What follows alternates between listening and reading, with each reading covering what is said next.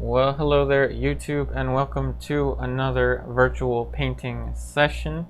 So just like before, this is going to be a painting session, so I'm going to have the picture linked in the description box down below. So the picture that you're looking at for the photo reference is linked in the description box of this video. And please feel free to draw or paint along with me.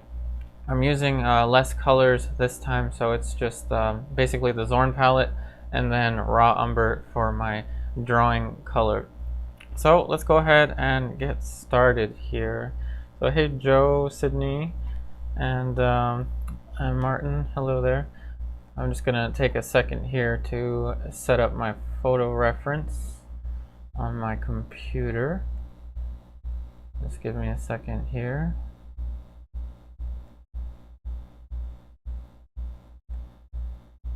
Okay, so I got my photo reference set up. I'm just using my laptop.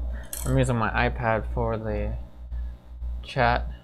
So this is just going to be a simple umber sketch.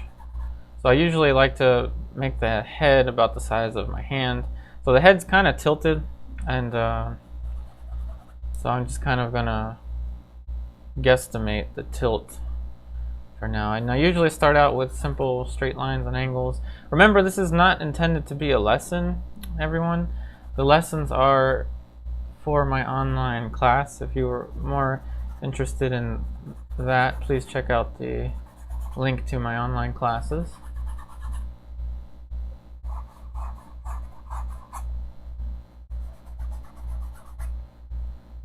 Okay, that seems to be good. Hello there, thanks for watching from India. Hey Deep Ready, Ignited CMS, hello there. Hey Derek. Oh wow, you're welding right now, awesome.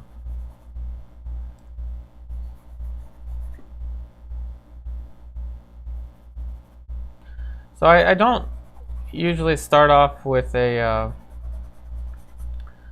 very careful drawing, so instead I just go in very quickly with this umber drawing. This is actually kind of how I start almost every painting. And remember, it's a virtual painting session, so please draw or paint along with me, as I will continue to reiterate. Now I'm not going to finish this painting today, just like the other Rembrandt, which by the way, the other Rembrandt that I was doing, please check my Instagram in the next couple days. I'll have the picture of the finished version of that study. Remember, these paintings do take a long time, and this is by no means going to be a alla prima. I'm going to start it painting wet on wet, of course, but it's not intended to be completed today. And it's almost never a good idea to try to complete a painting all in one sitting, unless you're doing something more abbreviated or something that's intended to just to be a study for something else.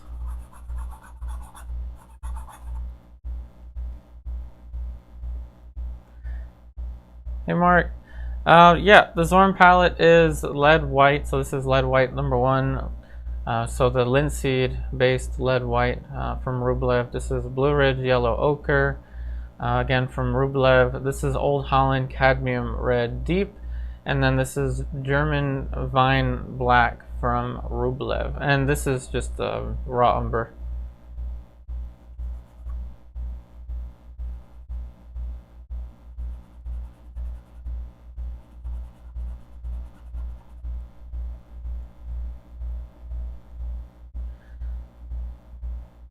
Let's see. Hey Tiffany, do I search Upari on Instagram? Yeah, you can do that.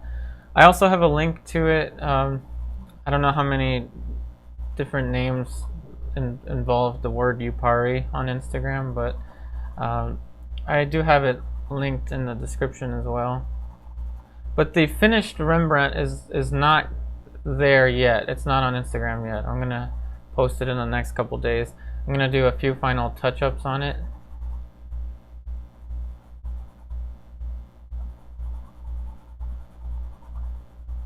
Okay, so I'm looking at the angle of the eyes. But I did complete another portrait painting actually recently, like this week. I completed one at my friend Karen's studio.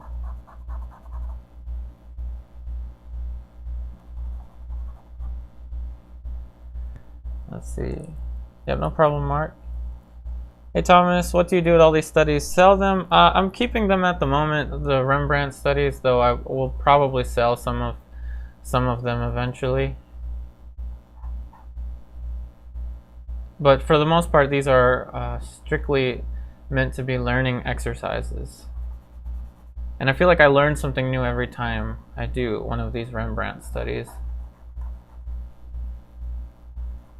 So definitely, if you are free to draw or paint right now, definitely get out a sketchbook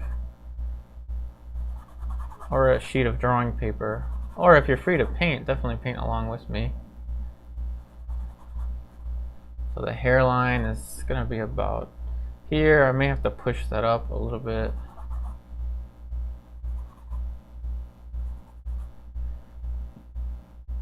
Yep, Alex, that's my username on Instagram. Thanks for posting that. What's the difference between lead white and titanium white? Question by Ignited CMS. This is a good question. So, lead white versus titanium white. You know, the saying that I have right now with lead white is paint with it, don't mess with it. It is a toxic material. Lead is toxic, right? So the question then arises, why would you use it in art? And I'm here to explain that. So lead white has this property of which it allows you to use more of it without raising the value too much, which allows you to have a thicker consistency of paint similar to that of the old masters. And the old masters didn't have access to titanium white. It wasn't invented yet. So by default, a lot of their paintings are very thickly painted. They're painted very thick, especially if you consider Rembrandt, which is the artist that I've been studying for a long time, and I'm going to keep doing Rembrandt studies. The paintings are extremely thick, and you can achieve that with titanium white. You don't have to use lead white. It's more of a luxury to be able to use. But all things considered, it's a fairly inexpensive, not a very expensive luxury. When I say luxury, it's not the same as going on a cruise on a yacht or something like that. But you know, as a painter, using more expensive materials, even though it's not that expensive to some, it's kind of a luxury for us. Now, if you don't have access to lead white, that's a different story. So if you're living in an area or a country where lead white is prohibited, then what I would suggest is Gamblin flake white replacement, not for the hue, but for the thickness of the paint. Gamblin flake white replacement. You could also go for warm white, which is made by Michael Harding. I haven't used that one yet, but I do have experience with flake white replacement from Gamblin. This nose is definitely too long, so I'm going to move it up.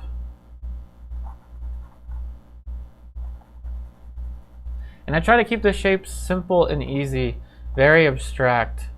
So the hairline is usually a third, so I'm just using that as a gauge of reference right now. You see I use my hands a lot, so the size of the head is my hand, and I'm just using my hand, my finger here to place the thirds. Another third down would be the bottom of the chin.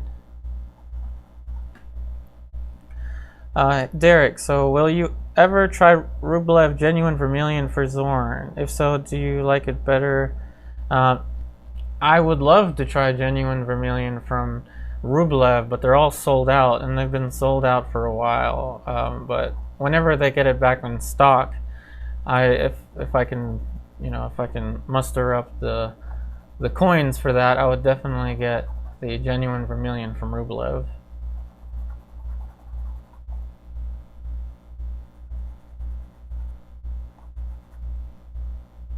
So just moving the nose up slightly. I'm going to get a piece of paper towel to use as my eraser. What size is the canvas from Beats and Waves. The canvas is 11 by 14 inch. This is a fine textured oil primed linen, Claessens brand.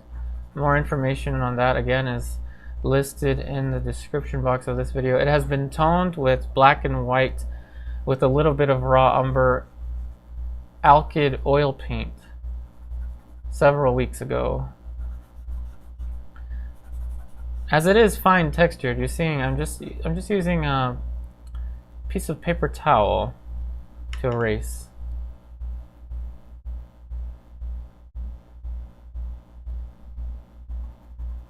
Not using any medium or any solvent. Sometimes I have to use a little bit of spike lavender, as you saw in the start of the previous one, to get the paint to flow a little bit, but this time there was enough. The raw umber is basically slippery enough that I don't have to use it. Hey Thomas. Oh, thank you. Another sergeant. Yeah, we can definitely do that. Hey Derek. Yeah, it's always sold out. And it is very pricey. Yeah, ignited CMS. Yeah, definitely. I would suggest the you know, if the toxicity is what concerns you, then Gamblin Flake White replacement, and add a little bit of yellow ochre to your Gamblin Flake White replacement. I wouldn't use it straight out of the tube. A little bit of yellow ochre will also help to correct the hue, because titanium white on its own is a little too blue.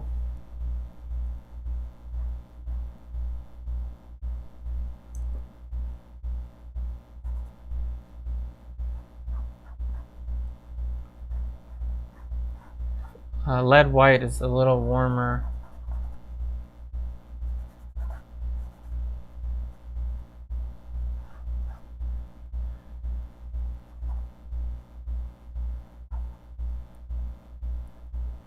The forehead has a lot less of an angle, so I'm going to go ahead and adjust that.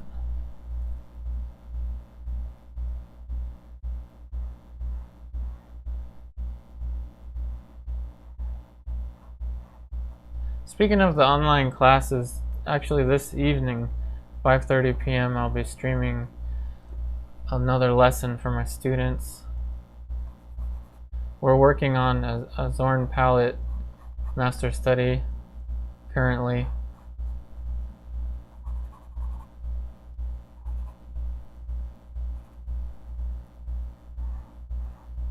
Of an Ender Zorn painting. And we're also working on a large self-portrait project.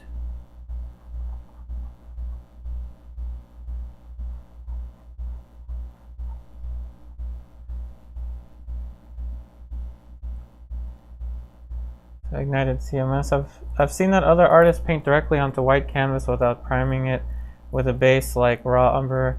Now, is there ever a good reason to do this, and why would you do that?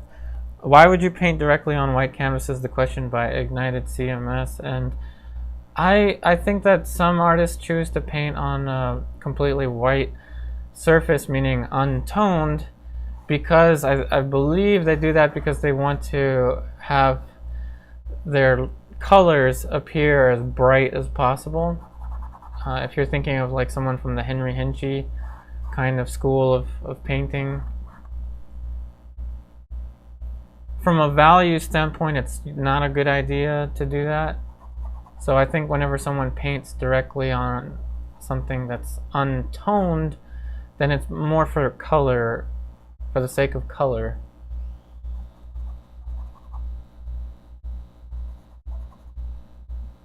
Okay, so the mouth has to move up slightly. So remember, keep your shapes simple and easy.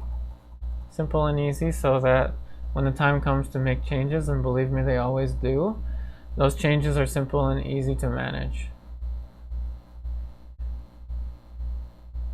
You don't want this to be a big juggling act, where you have to balance shape, value, and color, and you know, with the hopes of trying to get it perfect right from the get-go. That doesn't happen. That's too stressful. Instead, just do it by parts. Right now, just prioritizing placement of the head, which I think it's placed decently now. First it's placement, then it's big shapes, and it remains big shapes for a long time. But eventually I'll start to draw with color.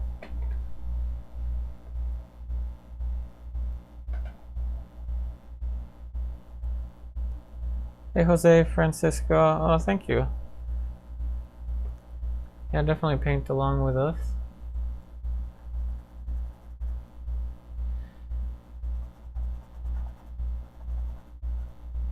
Okay, so right now the eyes, I believe, are placed in the right angle and in the relative correct position. The drawing of it, you can just forget about the drawing of it. It's not correct yet. And that's another thing that I'm going to mention, is that this painting, even after the stream ends today, is going to be what I would consider a start, basically at its infancy. So don't expect it to be exactly like the photo reference, or even be close to the photo reference for some time.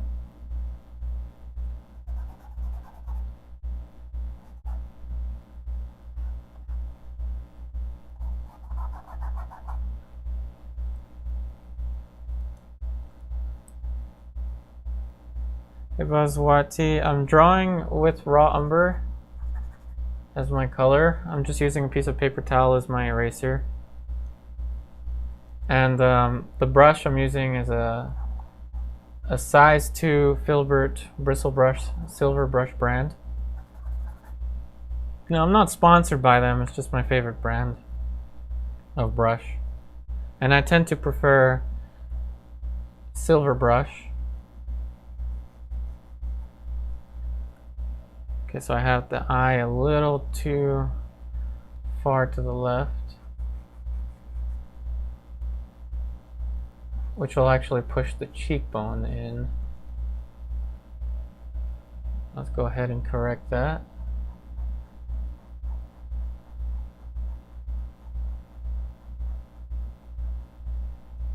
So you can think of painting as drawing with color, and a drawing as a series of corrections. So by default, painting is a series of corrections as well. So all of these are just going to be a bunch of tiny, minute corrections with very limited detail. Basically, just once I get the shapes placed well enough, it'll be a decent place for me to start to draw with color. But before I do that, I'll add some of the dark of the background.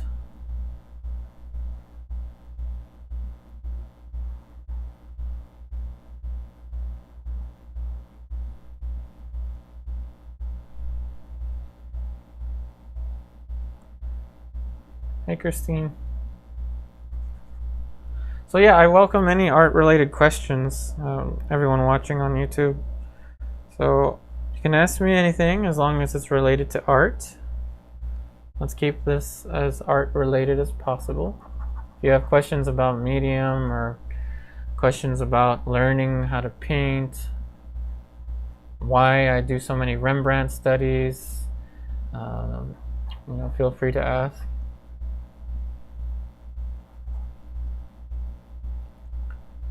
Let's lift the mouth ever so slightly.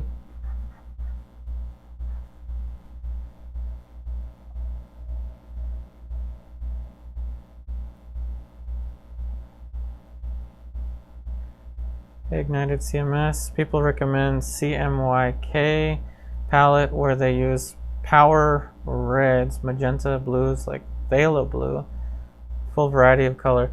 Good idea. I'd say it's a good idea to experiment as much as possible. The Zorn palette, the 4-color palette here, is something that's been used since antiquity. So if it's something that you want, so if you want your paintings to have kind of like an old master style coloration to it, then I would recommend a limited palette like the Zorn palette. But if you're going for a more modern prismatic look, then yeah, using those brighter colors. You can use a limited palette that's very prismatic. So, you know, a limited palette that's just like the primaries. It's a very strong color range.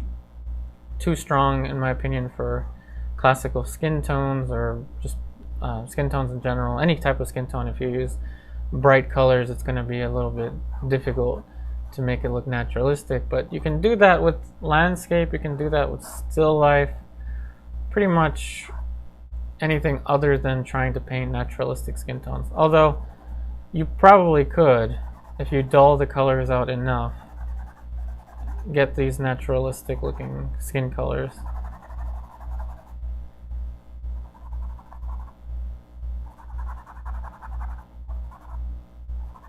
Alright, so now I'm starting to sketch in the darks of the shadows, and then I'm going to start to put in the dark for the background. Hey Mohammed, how to get motivation back to painting? Good question.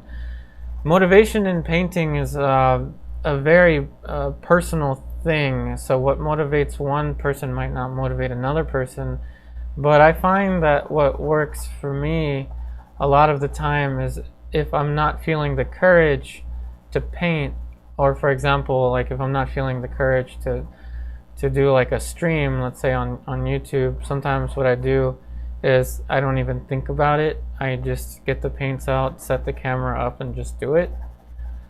That mentality doesn't work for everyone.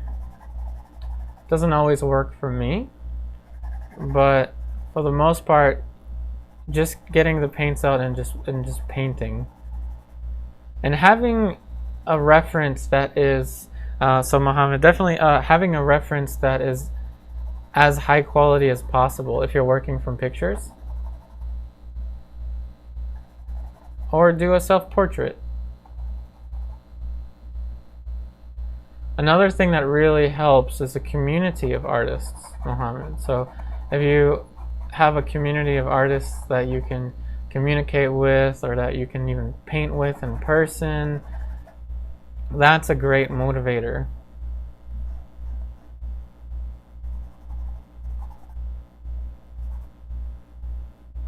I'm just trying to make sure that I get this angle correct.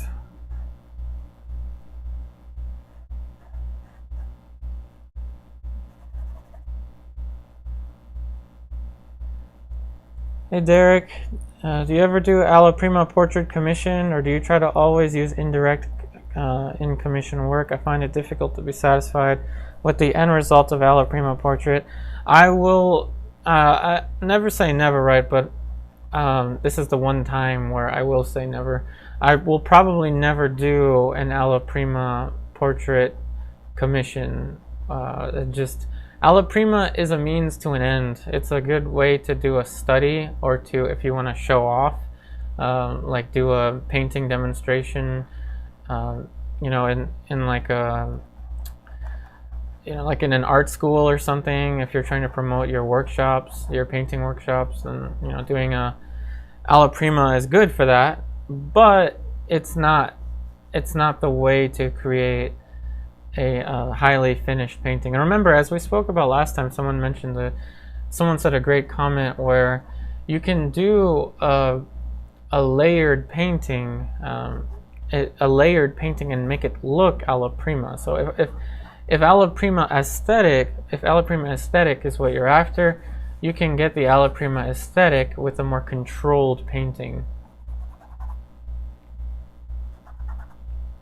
But no, for a commission, I would always use a planned approach. And I would certainly need the person that's commissioning me, I would certainly need the client to pose from life at least once. I wouldn't dare to try to do it all from picture.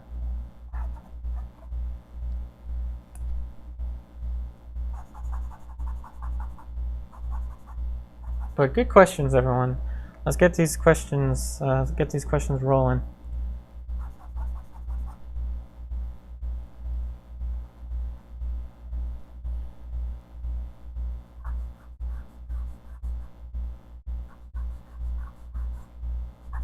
Okay, so I'd say that's a good enough guesstimation.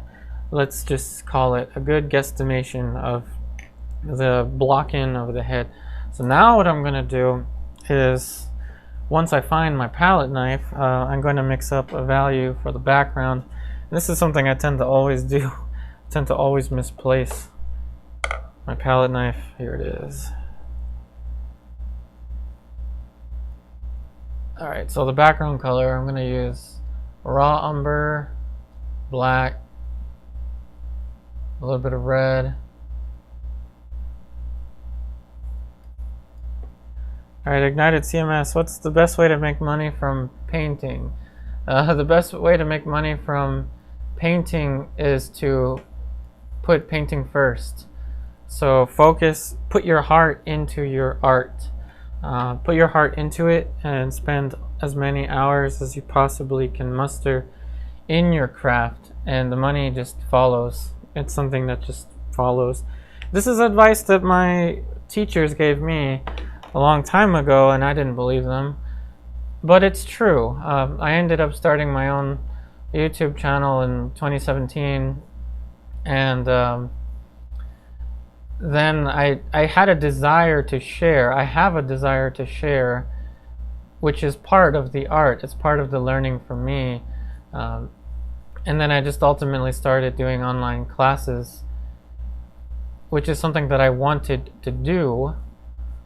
Okay, so it was just something that naturally happened.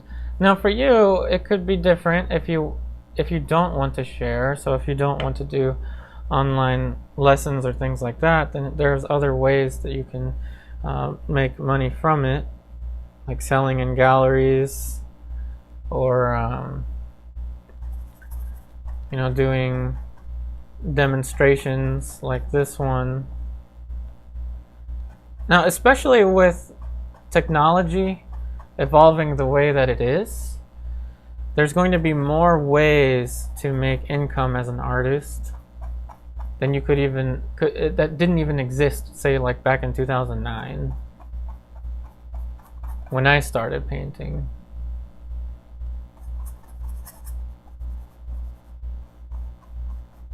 Alright, so now I'm putting the dark of the background. I'm going to cover the darks first, and then we'll get into the lights. Yep, no problem, Derek. Hey Tim the painter, good morning. Do you recall which style method of Claessens you're using? This is number 9, I believe. Number 9 Claessens. And I buy it from Jerry's Artorama. I usually wait for super sale.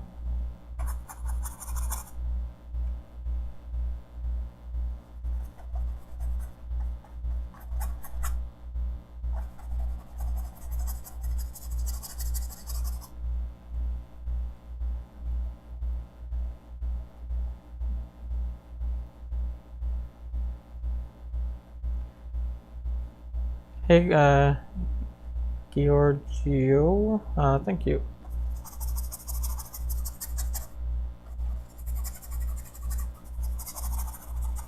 A big motivator for me as well with painting is just being able to share the joy of the process. You know, the joy involved in classical painting.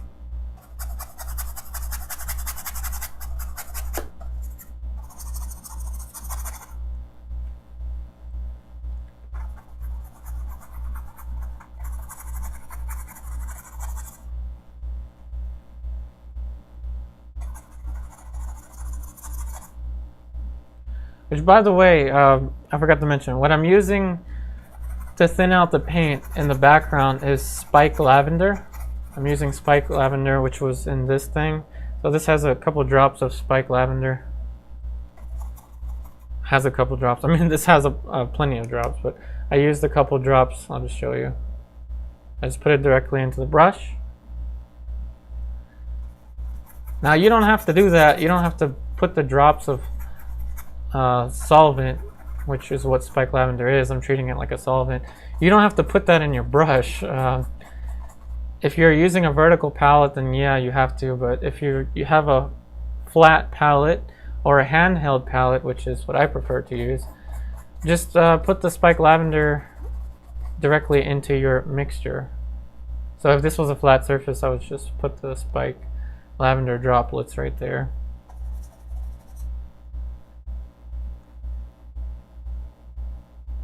Ignited. Let's see. Ignited writes, my idea to quickly monetize art is to buy a primed canvas / masterpiece and then simply paint over sections with real paint and then sell it online. I believe that would have copyright issues, but I don't know.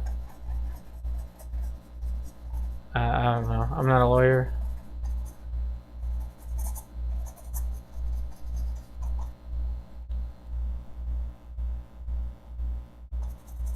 Now I may need to add a little more black into this. So Alexander asks, is that oil or acrylic? This is oil paint.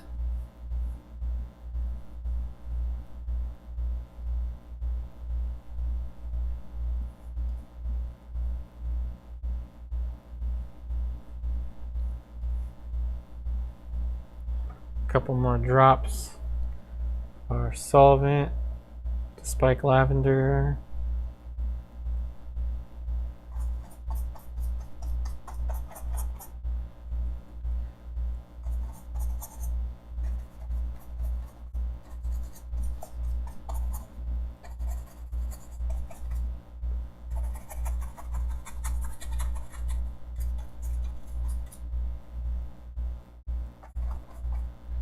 Let's just get more black.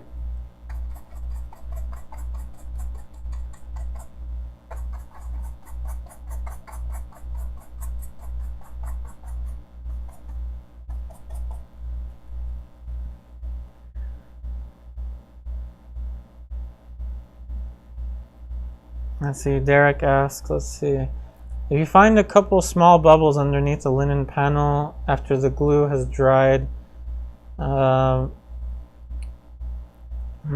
should I re-glue?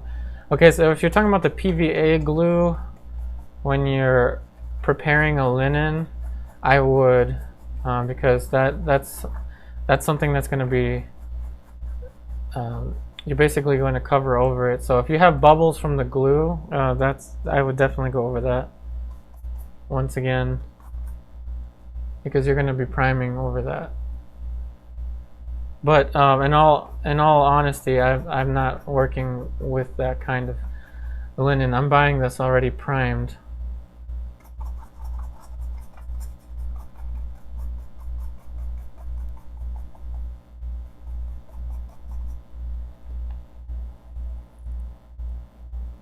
Hey Tim the Painter, how does lavender affect drying time?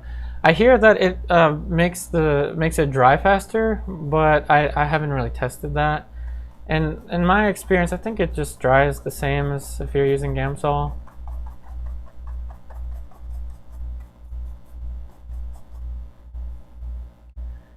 Hey Thomas, have you ever watched Forger's Master Class? No, I don't think I have.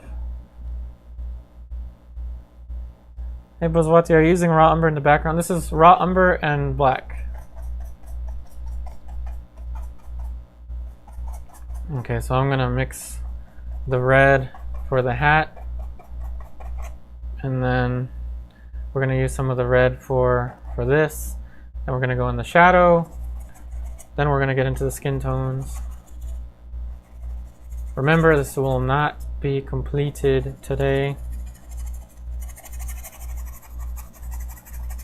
And since I'm using spike lavender, since I'm using solvent in the background, I do expect this, actually let's just get the shadow tone out of the way first. I do expect this to sink in. The background will sink in, it'll fade in. So the next time I will probably have to reapply the background tone. So I'm using yellow ochre, black, Gives me a nice greenish tone. Probably does have a little bit of raw umber in it, which is fine. Let's add a little bit of red.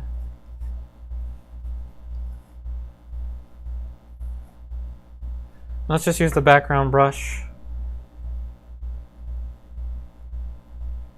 to sketch in the shadow value. So we got a question here from Pink Lila. How long do your portrait paintings take to paint? Good question. If it's a head and shoulders like this, then maybe 4 or 5 layers. So 4 or 5 different days. Sometimes less, sometimes it can take like 3.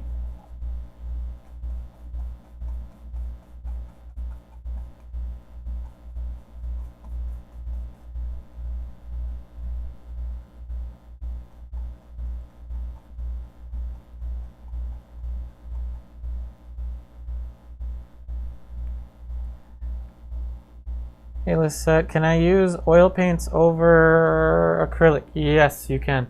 As long as the acrylic is dry, and most primers are actually acrylic primers. This just happens to be oil primed linen. That was a little too much for the eye. Just made it bigger. Hey Mohammed, can I name the Zorn palette? Sure. The Zorn palette basically is just white, yellow ochre, a primary red, and black. What I'm using is lead white number 1 from Rublev, Blue Ridge yellow ochre from Rublev, Old Holland cadmium red deep. So if you're wondering what's my favorite color for skin tones, it's Old Holland cadmium red deep. This is a really nice red. And then this is for the black, I'm using German vine black. Raw umber is not part of the Zorn palette. It's not really part. I won't really use it in the skin tones when we get to that.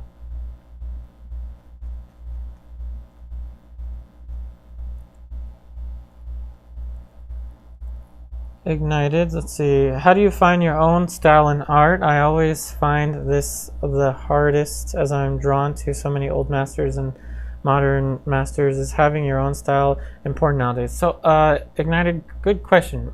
Excellent question. So, how do you find your own style, or some could say your own voice in art? That is a beautiful question. So, what I always recommend my students is that you need to learn the language first before you can compose the art. So the language is the techniques, and the techniques need to be based on the fundamentals. So, you know, you can use any approach you want as long as it's based on the fundamentals, which is what I emphasize in my own with my own students. So once you get the foundation down, you can have artists that are trained in the same method, but you can tell their artworks apart from one another. So if you look at an atelier, you can see that all the students have trained under the same approach or the same master, but you can tell their artworks apart from each other. And that's because once you learn the techniques, it's like learning how to write. Everyone basically agrees to use the same language if they're, you know, in the same area, right? And the handwriting is different with different people. So you may use the same language, but your handwriting is going to be different. And that's the analogy that I use for painting. Your own style emerges as you learn technique. But I would not recommend trying to come up with a style without having studied technique. Technique is the foundation of it all.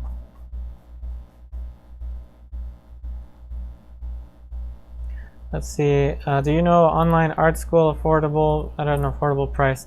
Well, my online classes start at $10 a month. Gets you access to all of the pre-recorded videos. All the playlists are there at $10 a month. After that, you can look at individual DVDs from artists, like Robert Liberace is a good one. Scott Waddell is another good one.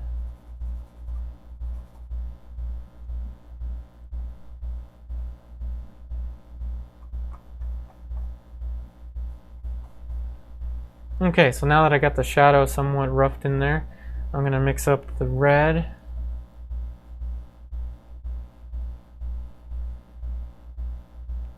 So just black and red. I'm trying to leave room here. I'm actually going to have to scrape that off for the skin tones. Yep, no problem, Ignited. Question from Derek. Let's see.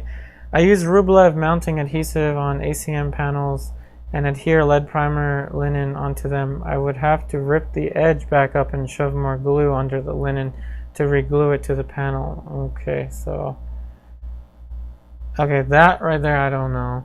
I haven't used those materials, Derek, so in all honesty, I think the best thing to do would be, if there is a bubble, to either incorporate it in the painting somehow, meaning, you know, just let it be like a textural effect, which is what I would do if I were you, or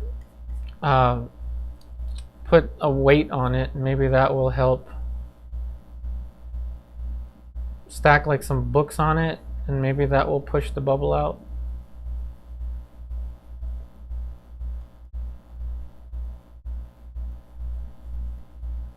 But I don't know. You can also ask them on Rublev. Natural pigments, I'm sure they will know a more definitive way to resolve that.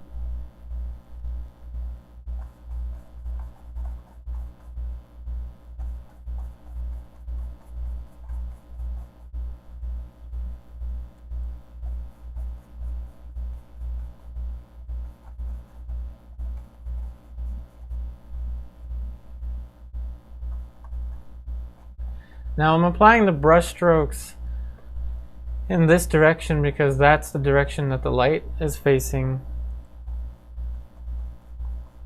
And I don't want my canvas to glare too much for you or for myself.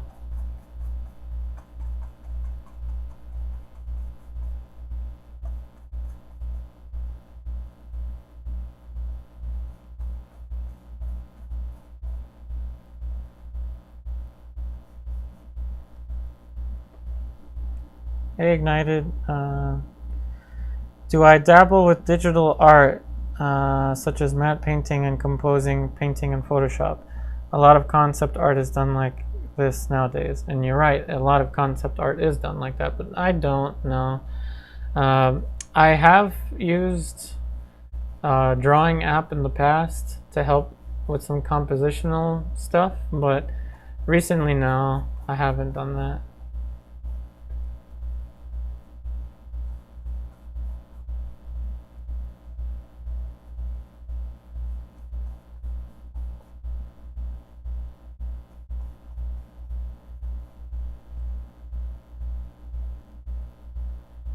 Okay, so now I'm going to block in the red for the shirt.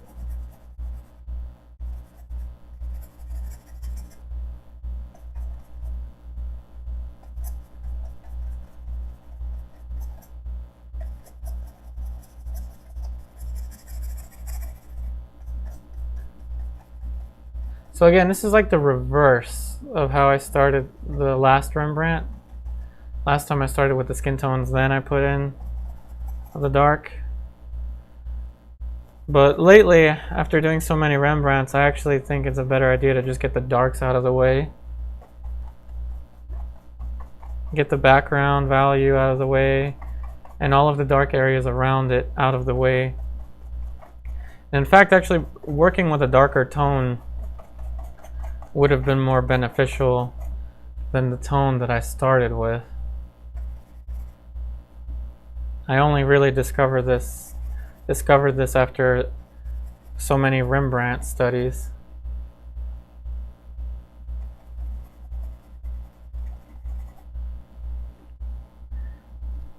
Hey Jack the Undying. Oh, thank you. I'm glad that you enjoyed the videos. Hey Tim the Painter. Let's see. I'm glad you liked the explanation. Do many small paintings and determine how you like to make your marks. Good comment. I agree.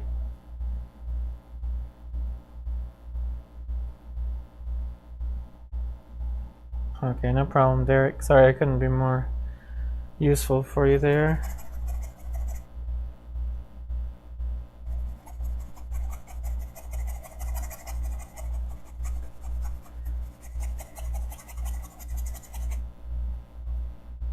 Alright, so the dark for the clothing is almost non-existent in the reference, so I'm just going to cover it as quickly as possible.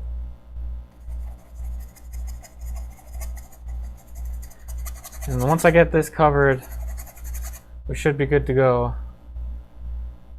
for our pre-mixtures. So the next step after this will be making pre-mixtures.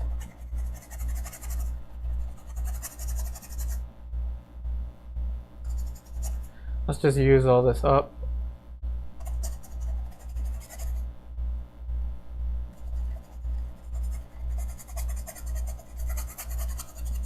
No medium has been used, just the Spike Lavender solvent.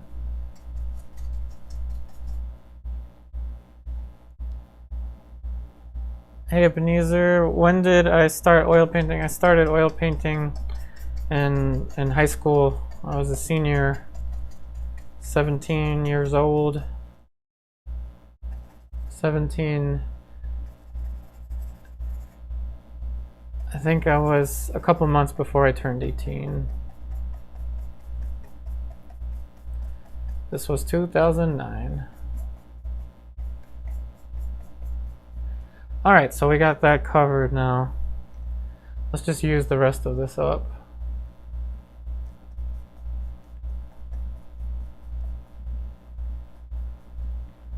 Alright, so I'm gonna scrape this off. Probably gonna need to get some paper towel. I'm working on a wooden palette. This is a New Wave Posh palette, 16 by 20 gray Posh palette. Let's see, question about varnishing. Do you have any recommendations, and is it a bad idea not to varnish? Well, some paintings have done just fine without varnish, but I would say that if you want your painting to survive, varnishing is a good idea. So I would definitely recommend using Gamvar picture varnish. Or if you want to do the long process, you can wait 6 months and then use Damar picture varnish.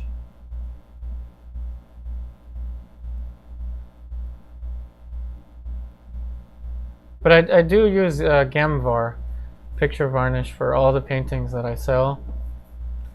Varnish is nice because it protects your painting and it can be removed by art conservationists.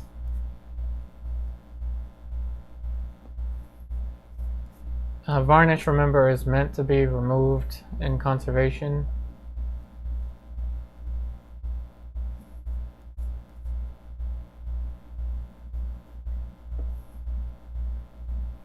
So now is the start of all the pre-mixtures.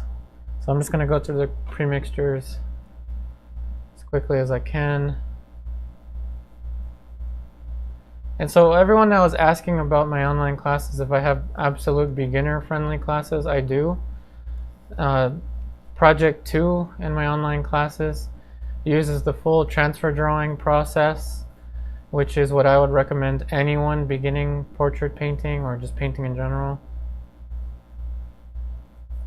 It uses the full transfer drawing process, and then it's a painting built up through a very careful underpainting style.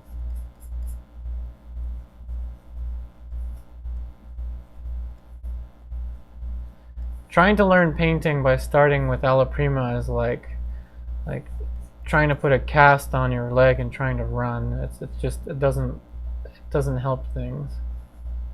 So I would always recommend starting out with a classical approach with a careful drawing, and then only after that moving up to starting with direct painting.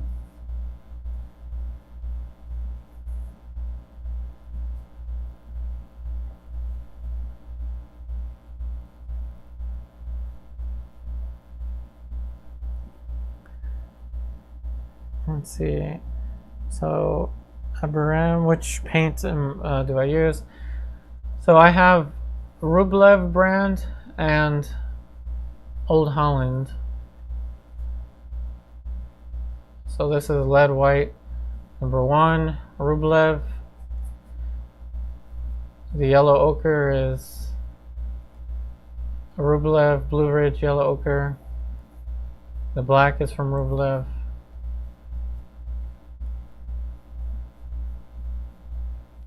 And when I make these pre-mixtures, the top row is like the local color. So what I say throughout the span of the forehead, I'm looking at those values and those colors.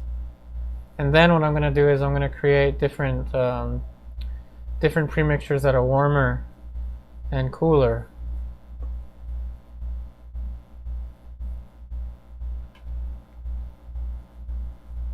But I do explain this in more detail in the online classes. I'm just trying to move a little faster.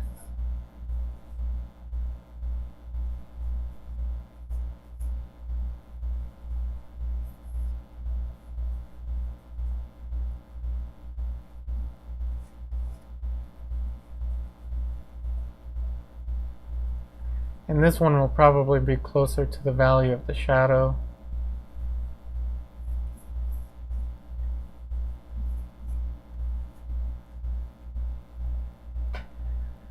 Hey Ignited, do you have any tips for framing? I like to use already open frames, so just for like saving money, I go to like Michael's or something and look for they're called like pre-opened or something frames. They're much cheaper.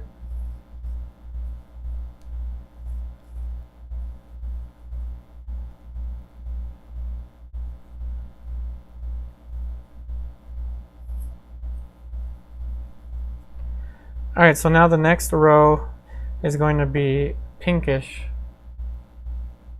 orangey, closer to the pinkish because these skin tones aren't quite as orangey.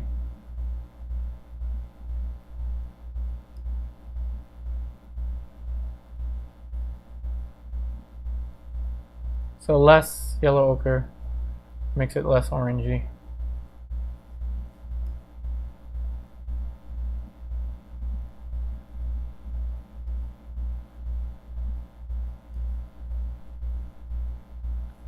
And remember, I'm going to take from these pre-mixtures to paint.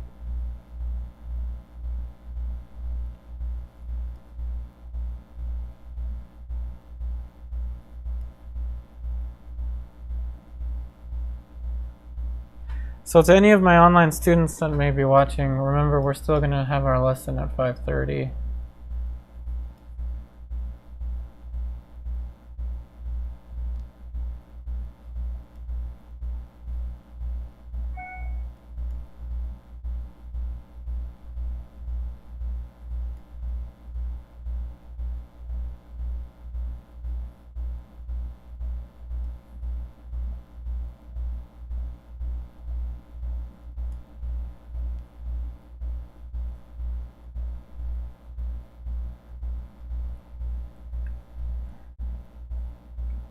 Oh, thanks for watching from Cape Town. Hey Russ, what do I do other than painting? Okay, this is that's borderline not about painting, so I'm trying to keep this as much about painting as possible, but I will still answer your question, Russ. So what do I do other than painting? I like rollerblading, so I've been going to skate parks recently. I used to skate more often when I was younger. And I'm just going up and down ramps just for fun and for exercise.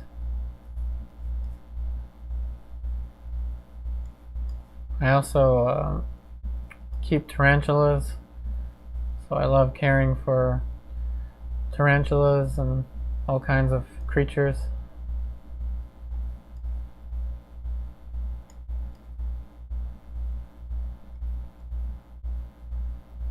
But let's try to keep the dialogue as much about art as possible, though.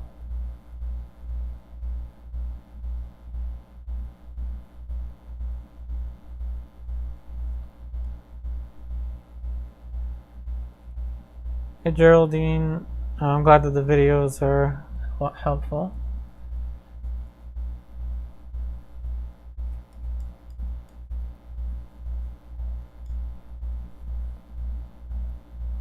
Yeah, remember, just feel free to draw or paint along with me, everyone.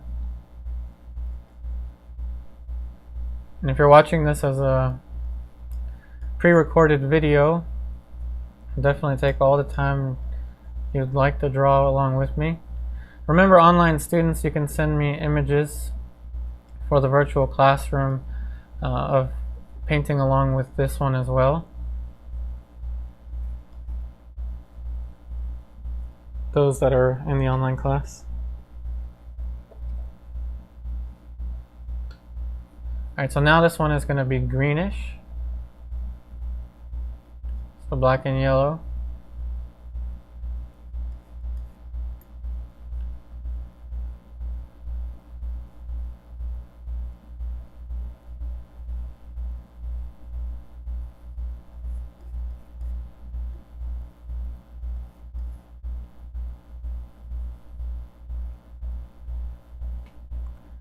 Ignited question on color. How do you quickly match colors, values?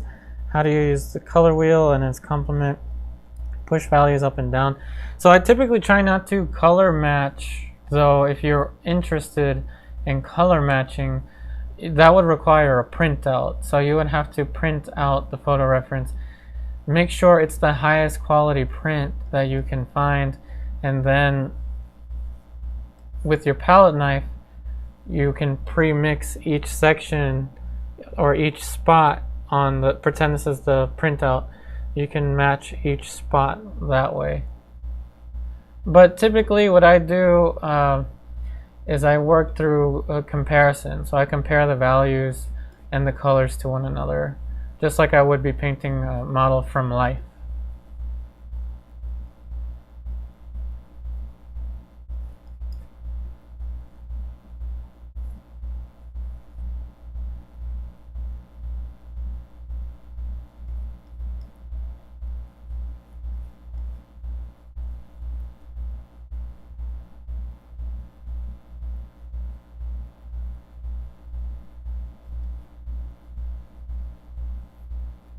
So remember, one of the biggest advantages to the online classes that I have that you can utilize is the ability to send me up to 2 images of your artworks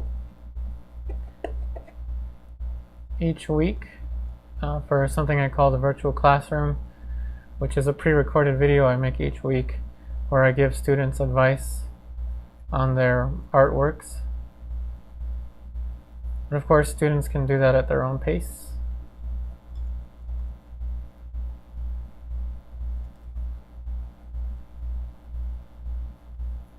And that's again what the first, that starts off with the basic level of the online class.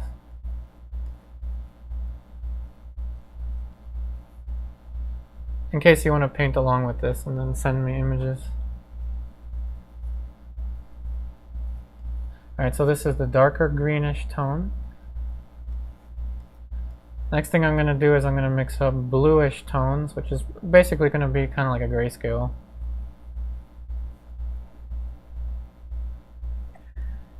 And only then do we start painting the skin tones. But I'll probably take a break shortly after I start the skin tones. So maybe we'll block in some of the forehead and then I'll take a break. Another thing I advise everyone is take breaks as constantly as you can, like 20 minutes, paint for 20 minutes, take a break, paint for 30 minutes, take a break. But don't do this. Don't work for an hour straight without taking a break.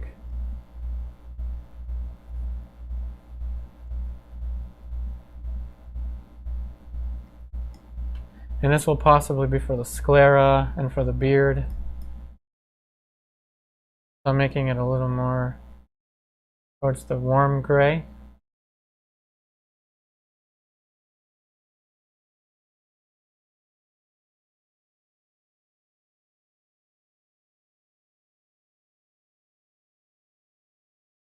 Oh, thanks, Derek.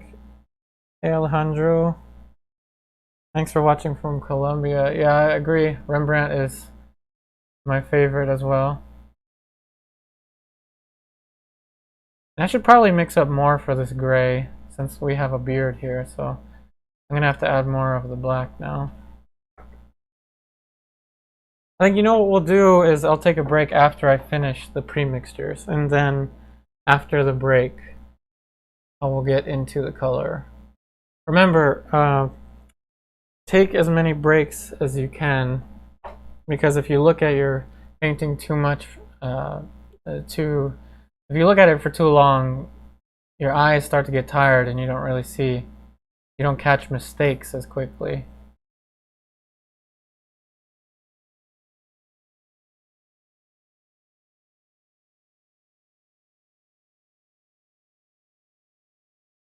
So whoever said anything about a limited palette, right?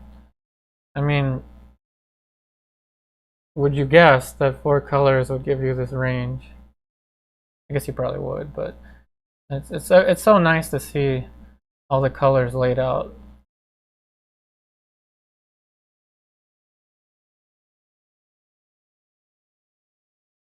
Alright, so I mixed up more gray now.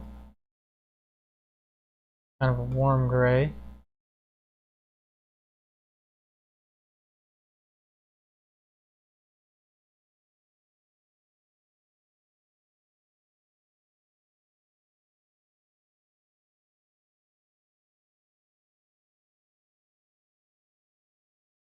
Alright, good.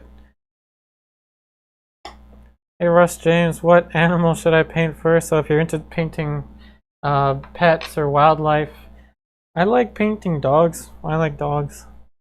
I really like dogs. Like a nice Doberman, that would be nice. Let's see.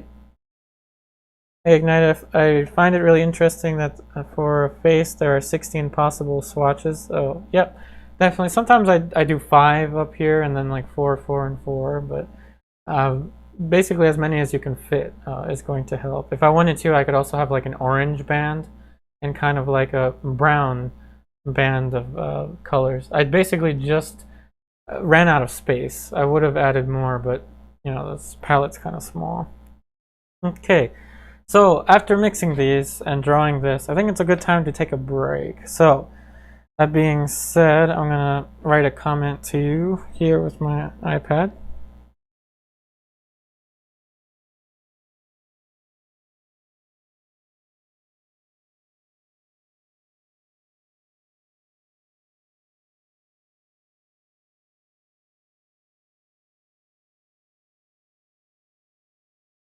Okay, I will be back soon. I'm going to switch the screen, so you're going to see the little reminder. Okay, so I will be back in a couple minutes. I'm going to turn the audio off. Remember, just a couple minutes, so I will be back briefly.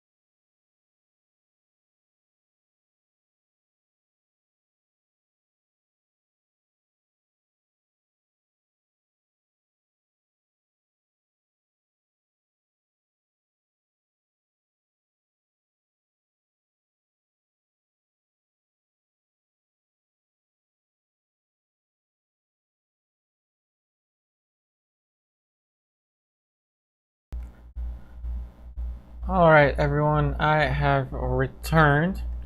So now we are going to continue to push this painting as far as we can in the next hour or so. So remember, online students, if you're watching this one, I will still be doing our lesson at 5:30. So let's go ahead and get started now with this. How about, I'm going to do this a little differently. I'm going to start off with the dark of the hair, because I usually like to warm up with the hairline.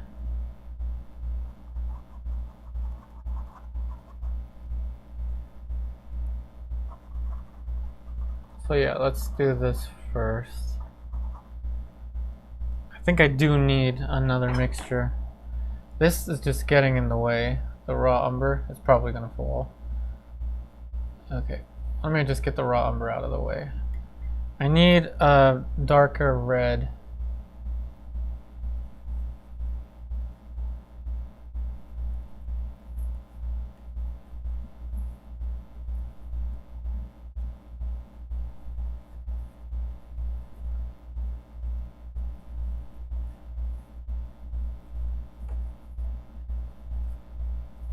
So remember, if you can get a larger palette than what you're seeing me use here, definitely use it.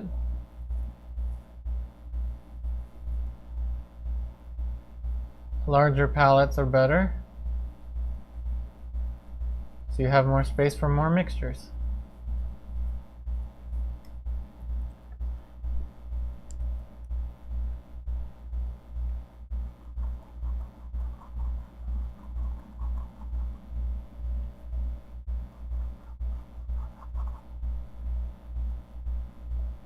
I'll just put in some of the light gray.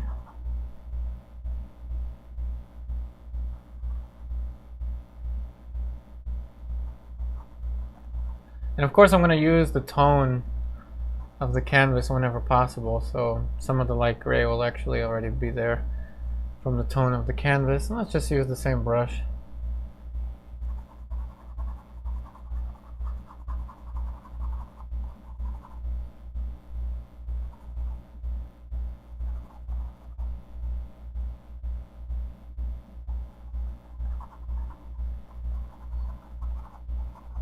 Starting with the darker halftones of the forehead.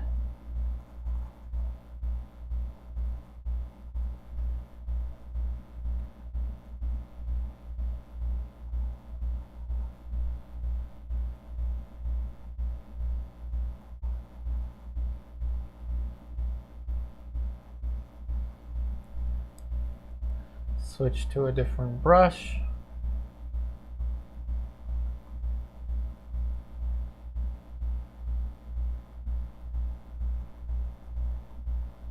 So the skin tones lean a little more towards the pink than they do the orangey.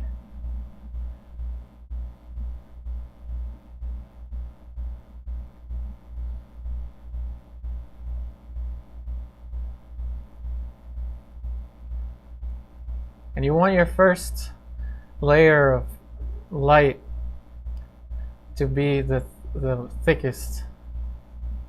Definitely use a lot of paint. This is why pre-mixtures tend to be better for this, because if I was mixing as I go, as we've seen in the past, it tends to take me a little bit longer, and then I end up using less paint.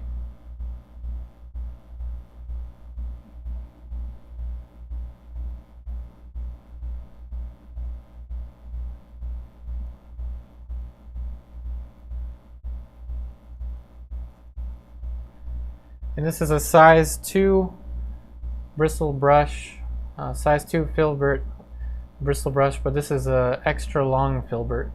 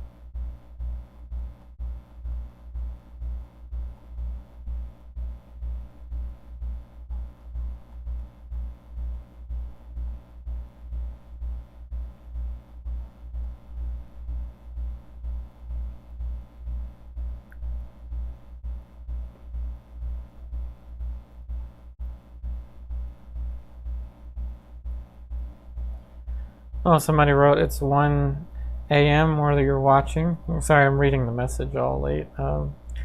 Thanks for watching, even though it's super late over there, Hayes. And Russ, it's 1 p.m. for you over there. Thanks for your comments, Russ and ROPH and Pranali. Thank you.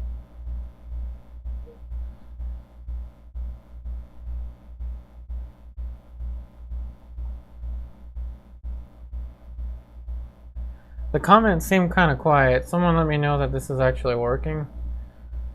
I hope that I didn't lose internet connection or something.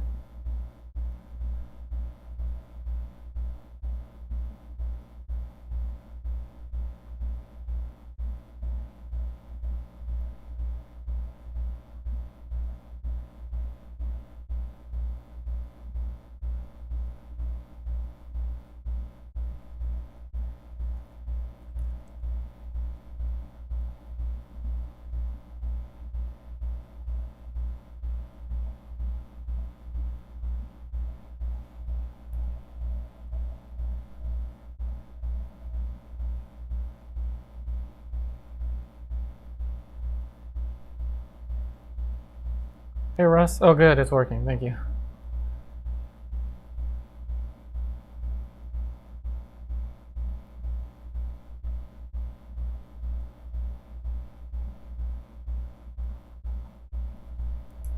I'm going to put some of these planes in for the forehead.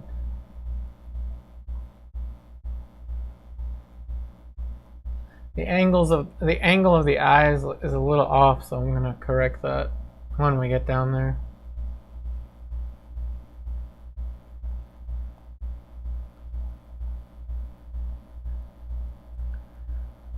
Thanks, Ignited.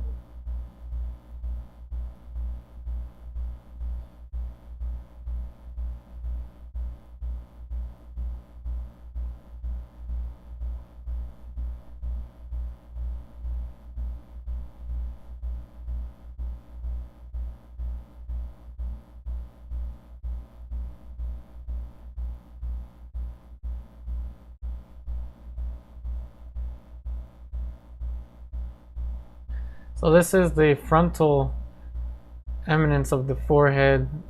This is the frontal ridge going all around here. This is the glabella. This is a superciliary arch that Rembrandt drew out really nicely. This little plane right here.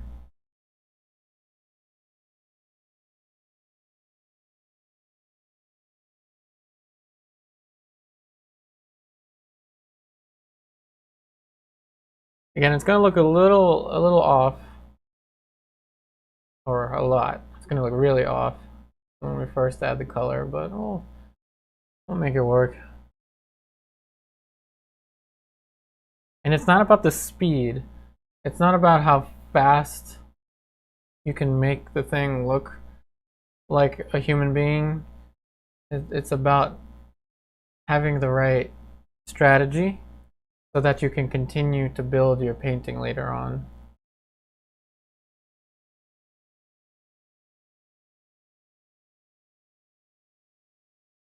And I'm going to take this one piece at a time, or one section at a time.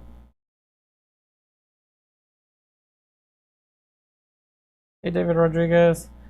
So Ignited question, off camera, are you cleaning the brush or just loading the colors? Just loading the colors. As you see, I have a light brush and I have a dark brush. And I also have a background brush, and then this was the drawing brush. So I'm just switching brushes. If I need to paint something darker, I'll just change brushes.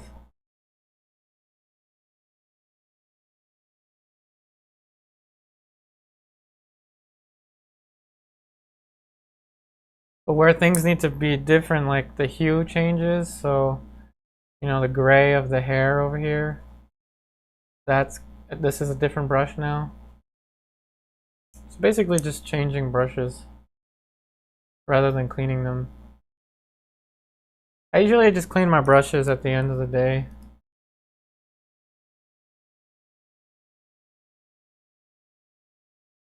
The oil paint doesn't dry fast enough where I need to worry about it.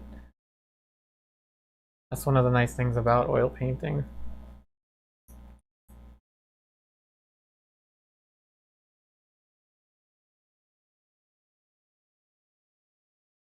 I used to stress out a lot about the paint drying on my brushes after like an hour or 2 hours, just leaving the brushes.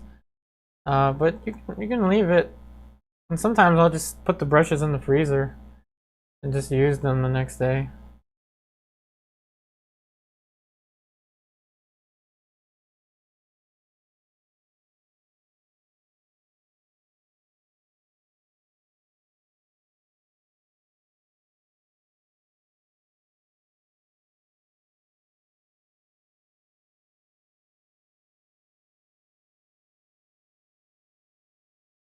Right now we can start to add some of the thickness that we love in oil painting, the impasto.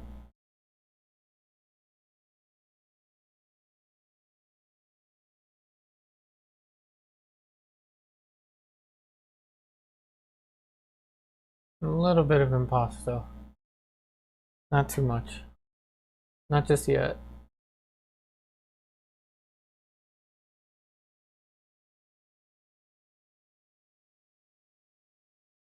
Now remember, the camera is at an angle, so it is going to look a little off because of the angle of the camera.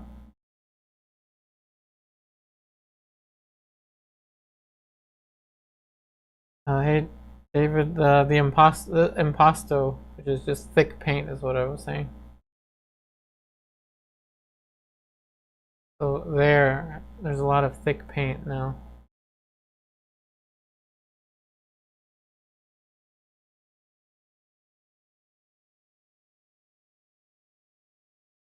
Alright, so now I'm going to check, and I'm pretty sure that this needs to be adjusted. So the angle of the eye, this one needs to go up a little bit, this one needs to go down a little bit. So we'll start with this one. And I use comparative measurement, meaning I just compare the painting in the reference or the painting in the model rather than measuring it too much. But you could, if you want it to be more exact, then you would definitely want to use some kind of measuring technique.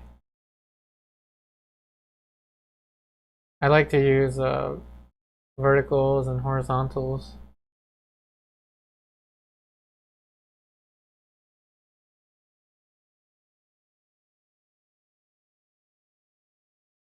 I ignited, let's see, putting the brush in the freezer. Yeah, I've put the brushes in the freezer before.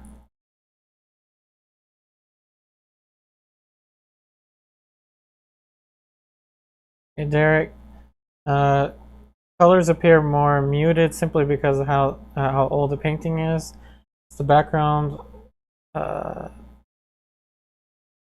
No, there's no titanium white in here. If you mean the Rembrandt, it doesn't look like it's in that bad of shape. I don't know if it's the screen that you're watching from, but there is going to be some yellowing in the original Rembrandt, but not so much in this one. This one doesn't seem to be as yellowed as other ones.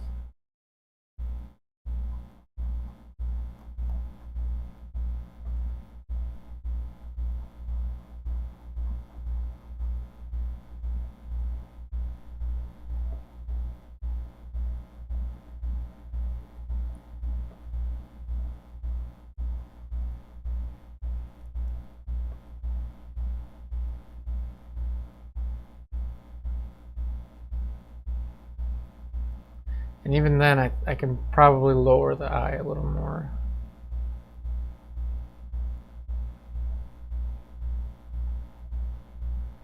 Yep, you can put the palette in the freezer too. I do that a lot when I don't feel like cleaning up my paints. And I put the paint itself in the freezer to save the paints. So I actually put them on a piece of glass. But you can put the whole palette in the freezer if you want to.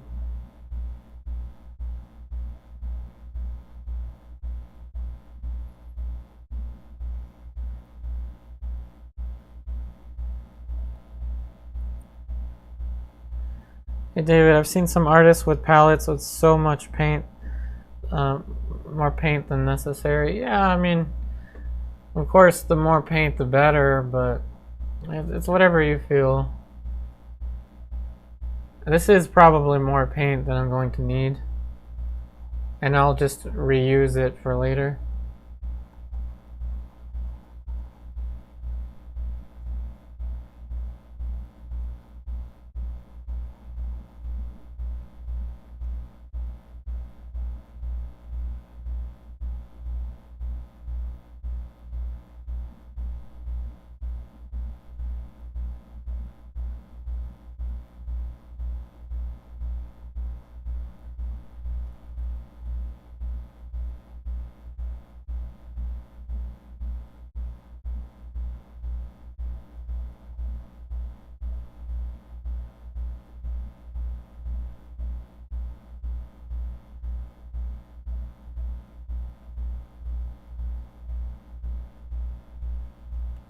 Like I said, I have to raise this eye slightly. I mean, what I'm looking at is the edge of this eye.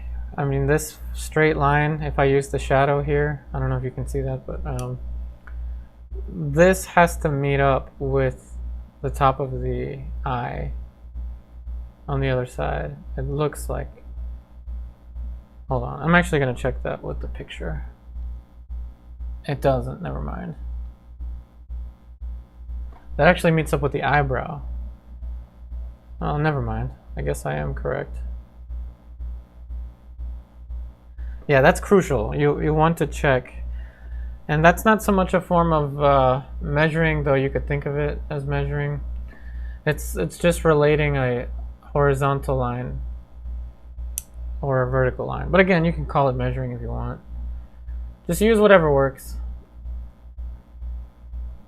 But typically I don't like to measure too much. Unless it's something very crucial like the angle of the eyes. In particular, this pose is harder because the head is at an angle.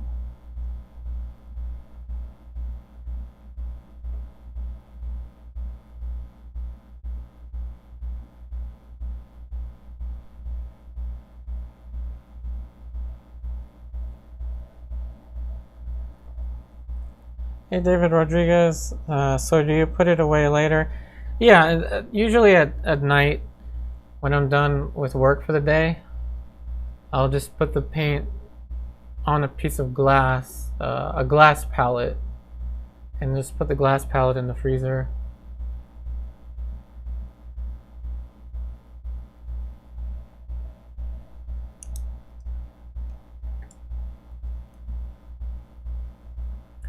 Hey IPR drawing, reminded of Harry Donovan movie Incognito.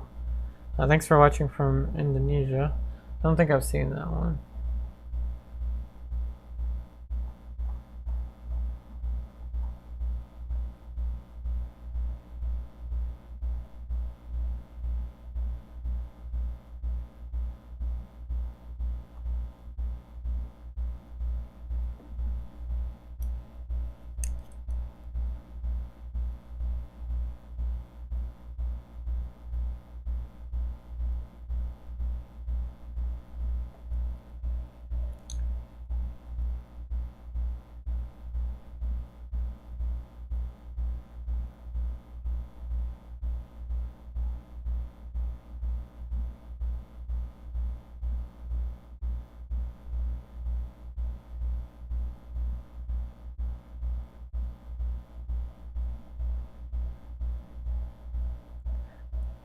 Hey Mariah, welcome back. yeah, it's nice to be able to stream again. It's kind of tough with my schedule, but I think I'm able to make it work now. Speaking of schedule, I'm not streaming any specific schedule just yet. It's basically whenever I can. It's great to have you back.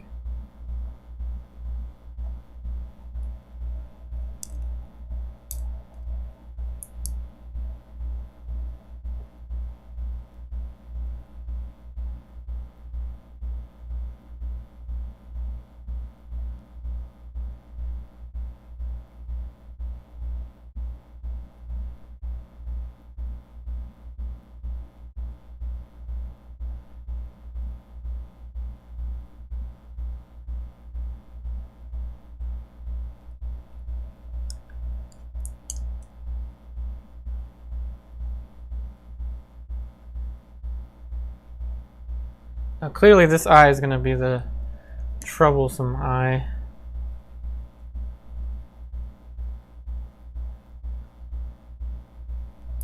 And I just have it a little too far out to the left, so let's get, see, I got these two dark brushes confused.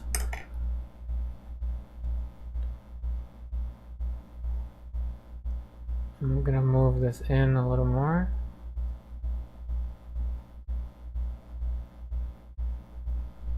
I'm gonna stand back, okay. Take care, Russ.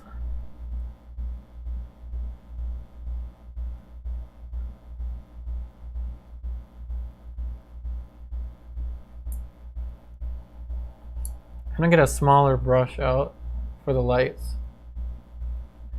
This is another size 2 filbert bristle, but this one is really beat up, so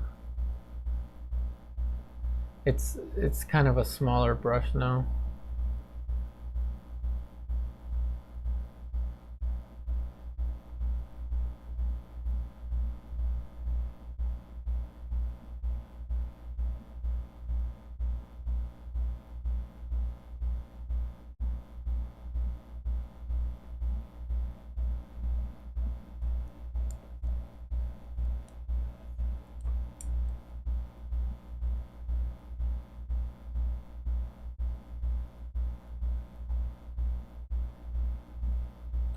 That's a little better.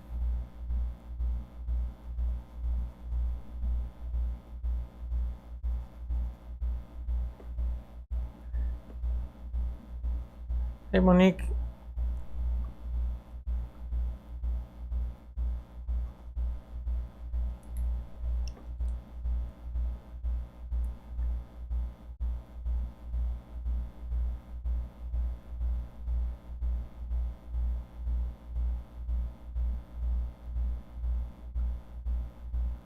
Yeah, so work in the most troubling area. So for me, it's definitely this eye, the placement of this eye.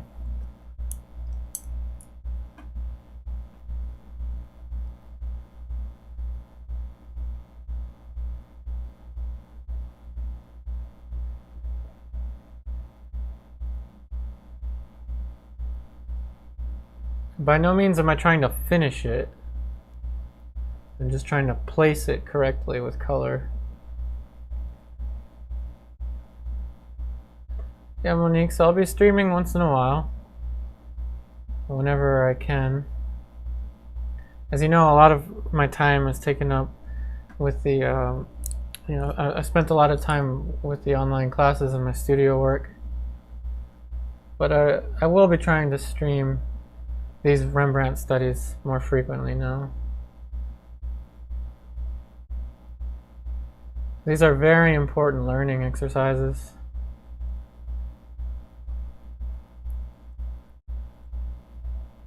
And I feel like I could never do enough of these.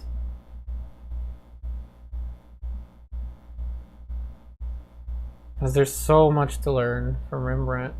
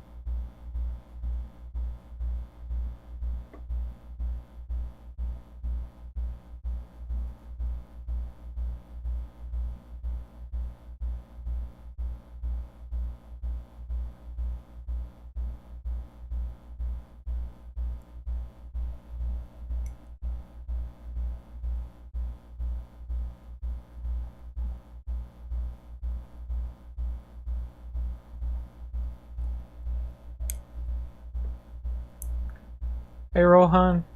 Oh, thank you.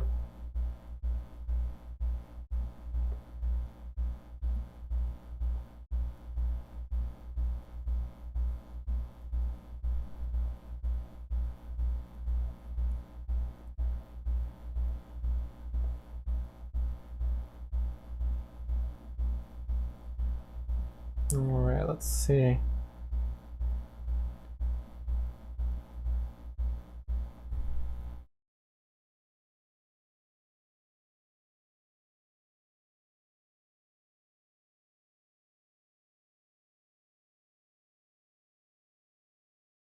Question from Ignited. Your painting is beautiful, but I noticed it's much brighter than the original. Is this intended, or you intend to dull it down later on? I think it's more of a camera thing. It's going to look brighter. And let me just check real quick on my camera setting. Okay. That bright light that you're seeing there, when I move my head over, is not that bright. So it's very likely just the camera. Like I said, I can move you a little more this way. Try to fix the distortion there. But then my head is gonna block some of the footage. I mean, this looks way distorted. But again, there's nothing I can do about that. So it's just camera distortion.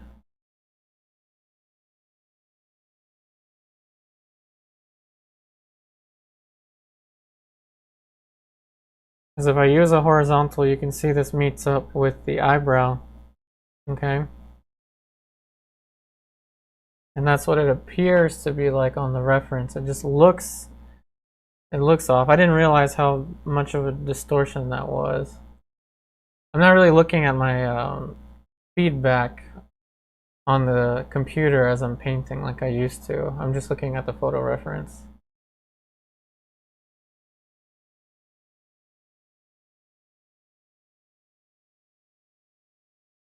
Okay.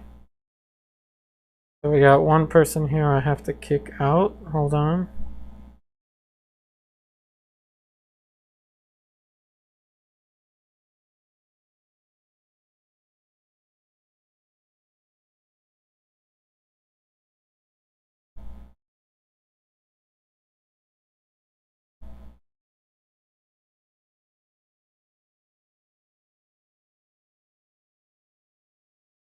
Okay. Alright, so I got rid of one person there. So if you're not talking about the art process, or you're just trying to attack me or something, you will get kicked out.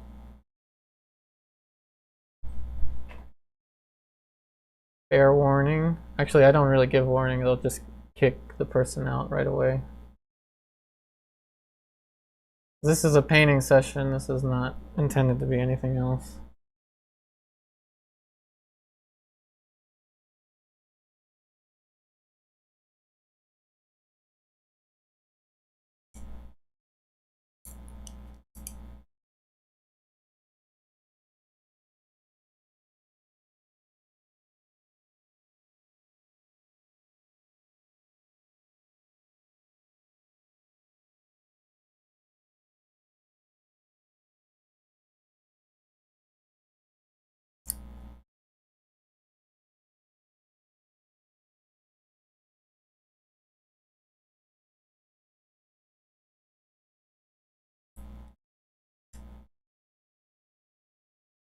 And I can also report anyone that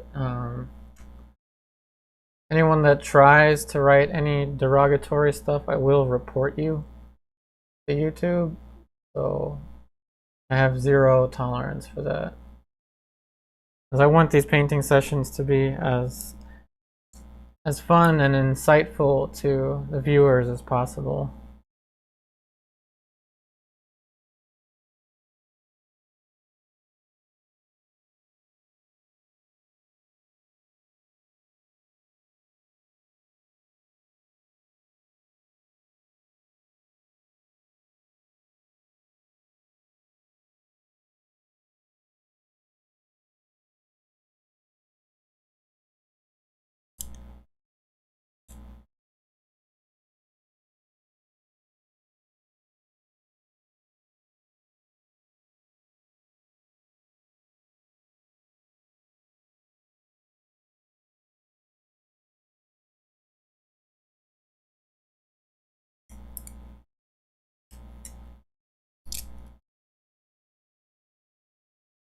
Yeah, the camera angle, Derek, does do a lot of... It does distort a lot.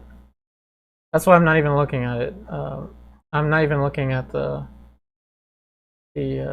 feedback on the video. Not the comments, but I'm talking about the footage.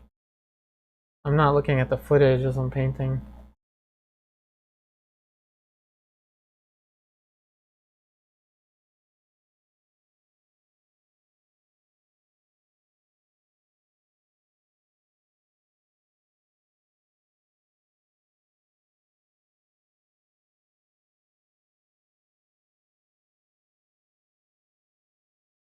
Like I mentioned before, this will not be finished today. I'll just briefly cover the lights, and then next time I'll continue to take this to a finish. And if you want to see the completed works, please check out my Instagram. Painting is not something that should be done unless it's the look you're looking for. It should not be completed in one sitting. If you try to do that, I guarantee you're going to sacrifice your results.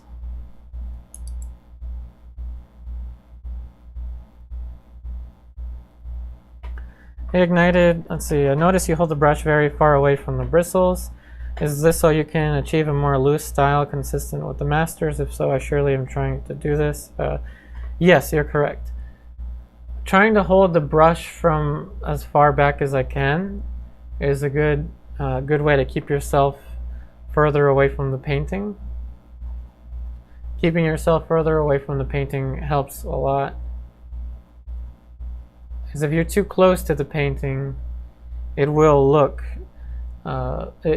different, very different to you. So try to be as far away as you can. Hey Jay, thank you.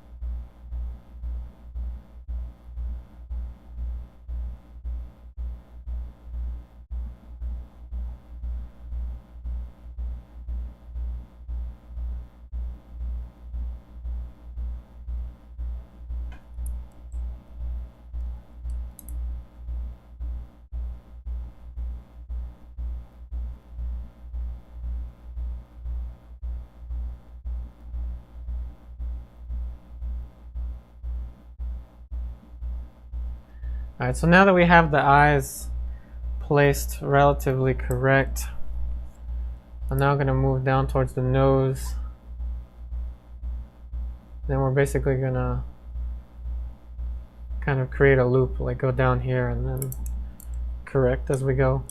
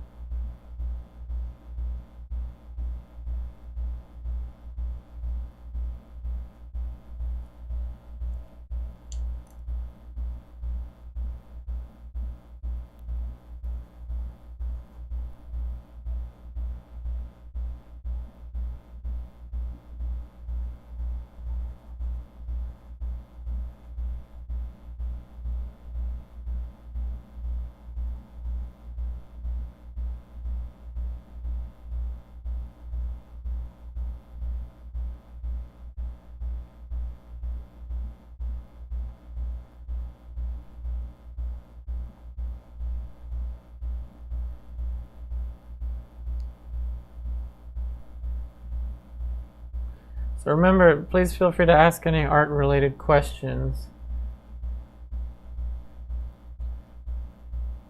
As I did mention, any kind of harassment will get thrown out immediately and reported, but art-related questions are not considered harassment, so don't worry. I'm a little more strict now than I used to be, because I want to keep this, again, as painter-friendly as possible.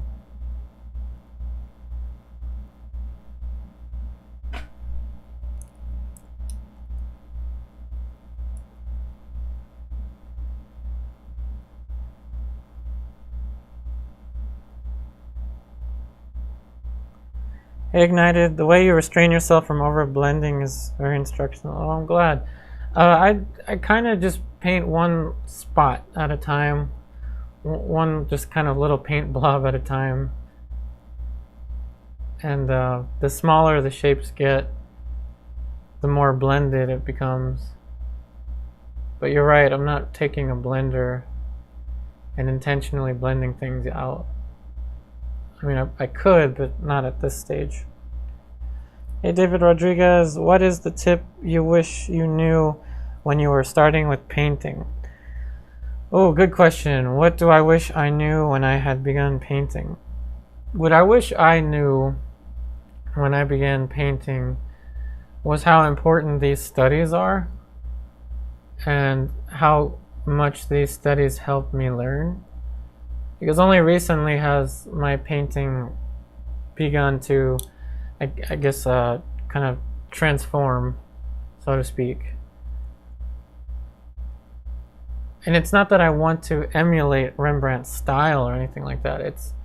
It's how much you can learn from these exercises. I didn't do these enough when I was starting.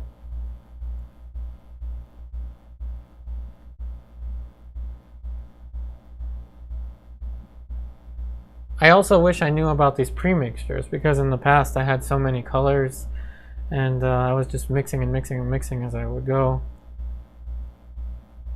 I wish I knew about this system in the past.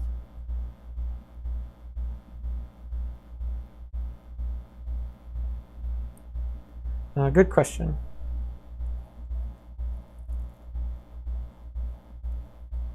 Hey Derek. Let's see, by the way, Paint Coach gave a shout out to you, CPL, weeks ago in his episode talking about good painting channels to check out. Thought that was cool. Oh, awesome. Thank you for writing that. Hey Carm, can you give an idea of how your training videos, what? How you're training, oh, my online classes? They are set up similar to this, where it's all painting footage that's guided like this, where I guide the students, but in more detail than this. I'm moving much faster in this. And the big thing is the virtual classroom, so the students are able to send me images of their artworks in progress, and I give them advice, and I do this every week. That's the biggest, one of the biggest advantages of the online class, along with the access to the pre-recorded videos as well. And those are very step-by-step, beginner-friendly, much more than this. I wouldn't suggest someone just beginning with painting to start like this.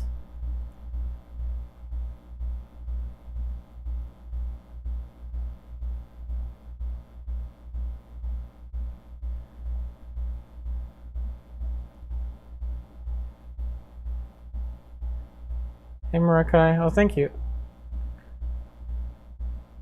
Hey Alex White, yeah, let's save the live stream. I think that's what you're talking about. Marakai, thanks for watching from Mexico.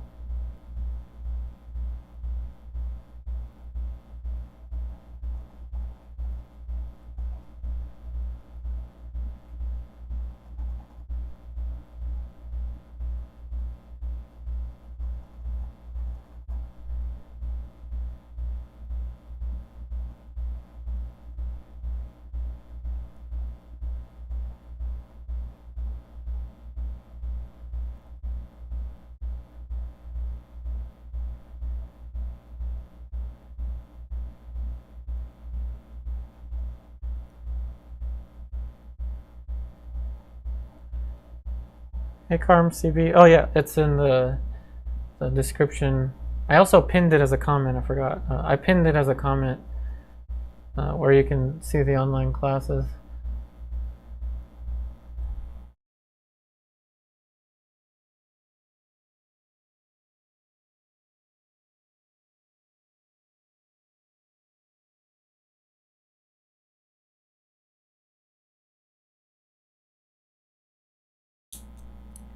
All right, let's switch to the larger brush. Cover a little bit more.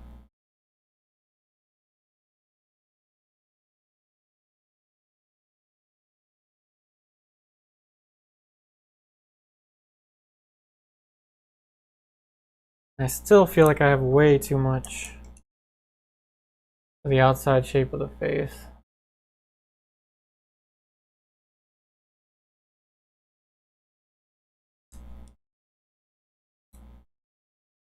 So I push that in, but I still need to have this bottom part come out. Remember, it's all about relating shapes. What we're doing here.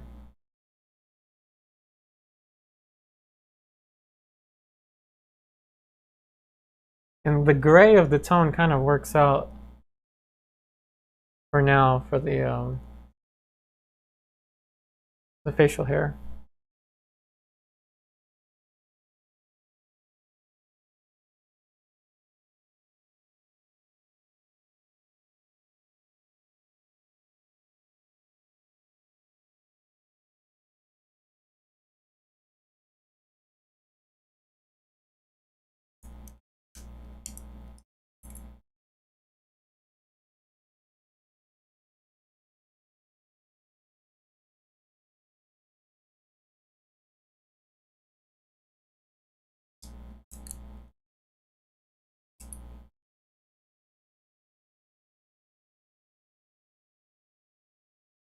So remember, one plane at a time.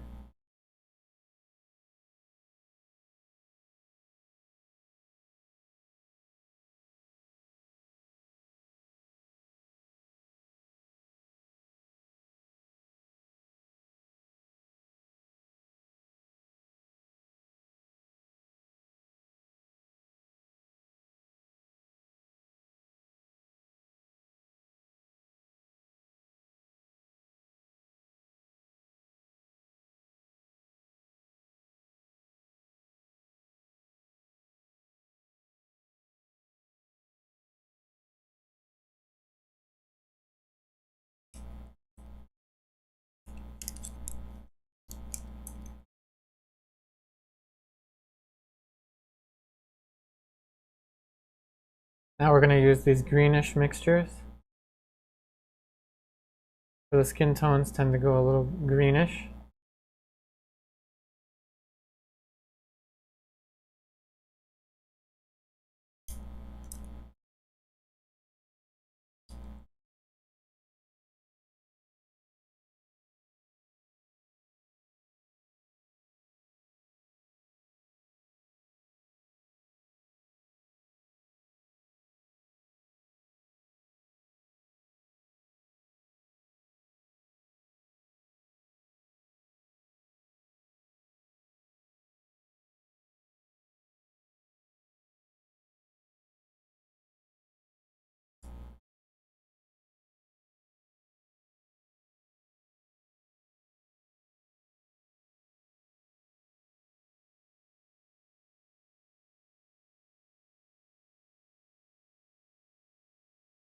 Now we're getting the full volume of the face.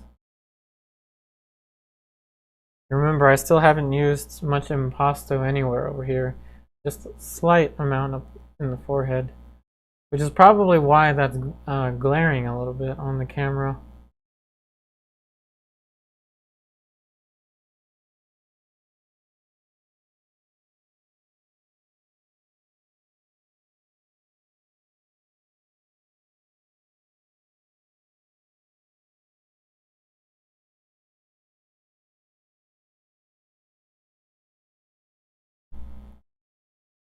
Ignited, do you paint landscapes, and if so, does the color choices and mixes differ? Oh yeah, definitely.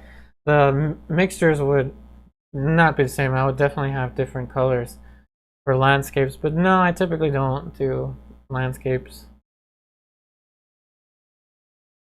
I mainly stick with portrait. Though I like painting landscapes. It's summertime over here, and I usually like to do landscapes plein air. And I'm just too I like air conditioning too much to be outside in the heat painting landscapes.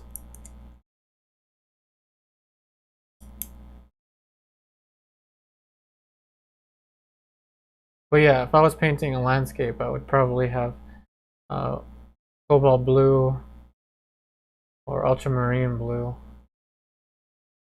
Definitely a cadmium yellow in there.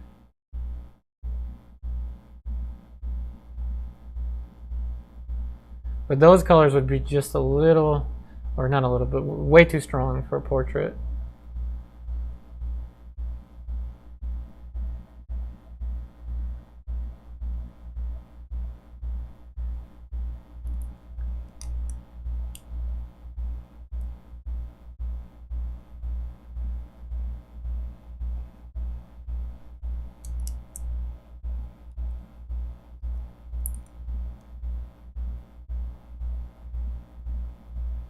Still a little too wide for me.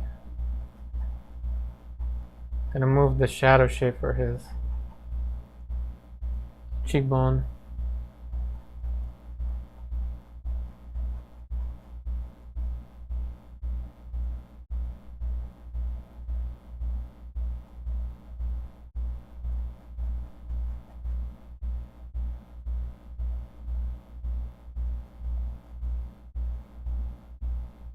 So remember, all of this is just about getting the pieces to fit in the right place, not really describing them quite yet. And I'll leave the describing for the next time.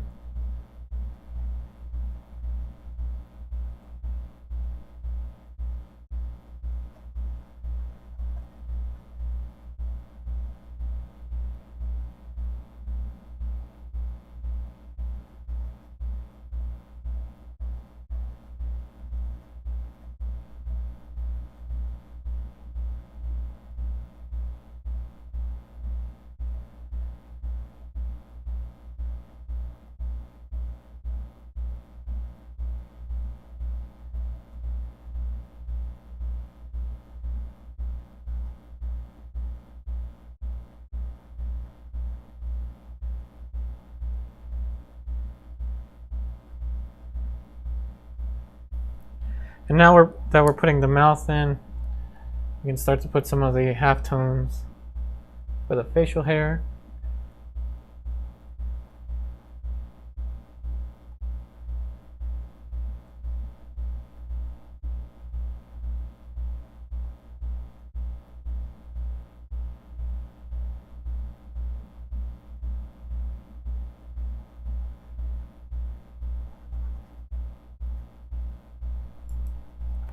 This angle, the angle for the edge of the mustache is way sharper than I had before.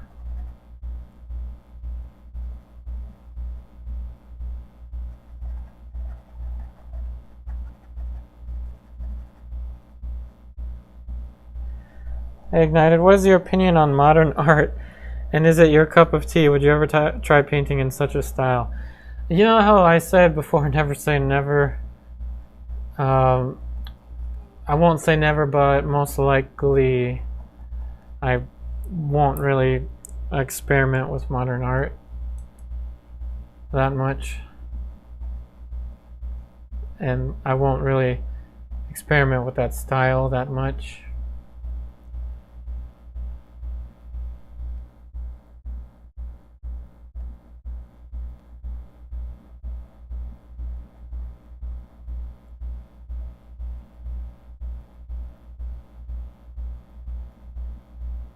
But good question, good question.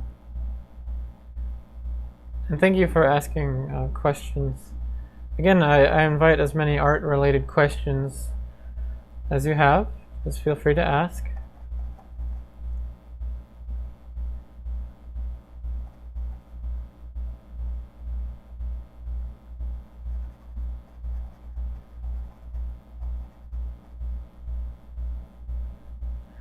Hey AW. Do you think oil paint will go out of production in the coming years? I don't think that will happen. I think that oil painting has taken a lot of hits, definitely, but I don't think that it'll disappear.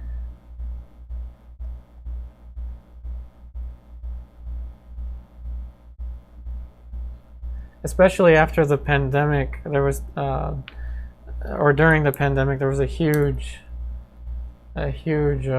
interest in painting.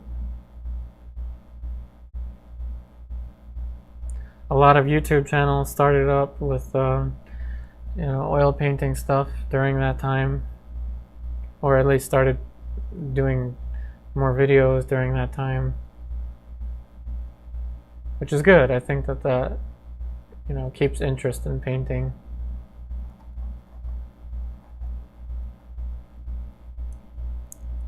So I don't see it going anywhere.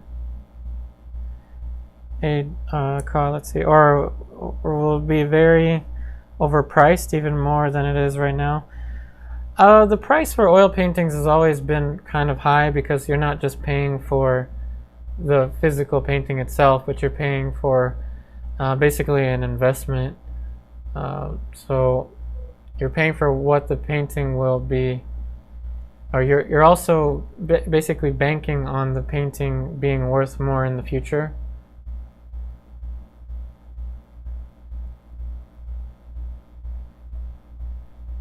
But not only that, I mean, there's all the years of practice and training involved in the artwork, or in the artist, should I say, to produce the artwork.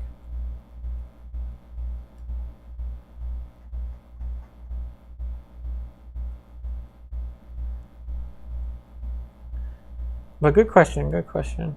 Hey Robocop, is flake white CD yellow, or sorry, cadmium yellow and vermilion? No. This is flake white, yellow ochre, cadmium red. I wish it was vermilion, but no, it's cadmium red. And that's just black.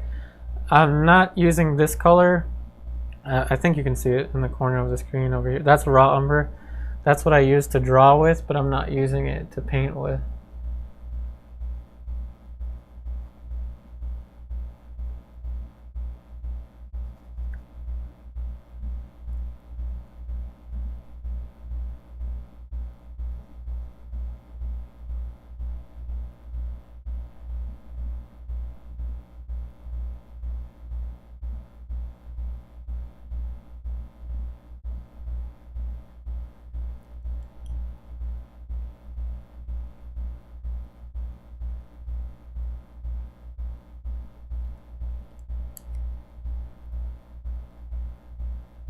Let's see.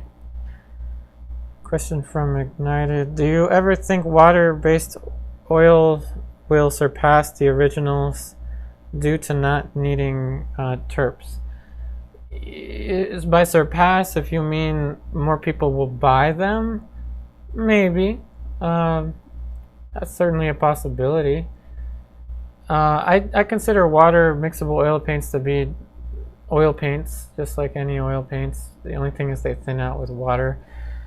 I don't use them very much because they take so long to dry. But yeah, I can see that people that are just getting into painting might use water mixable.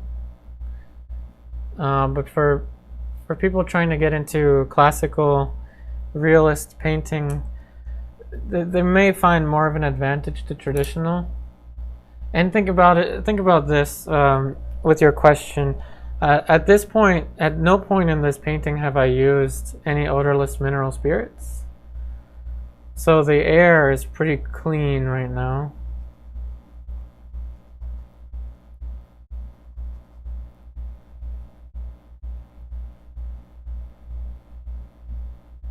And that's a very good question, though.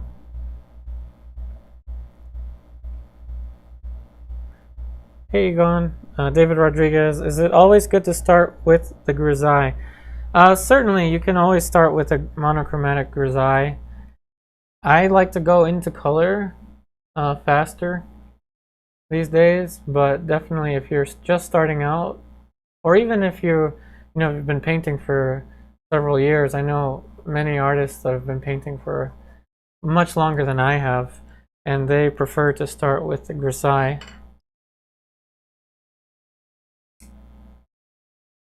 I'm getting my brushes confused here. Alright, so this was a light brush, but I turned it into a dark brush, so let's add more light to it in the form of this turning value.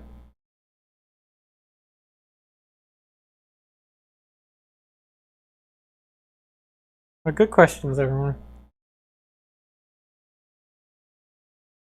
Hey Reham, I'm not using any medium at this point for the oil painting, and with the start of an oil painting, it's usually not recommended to use medium.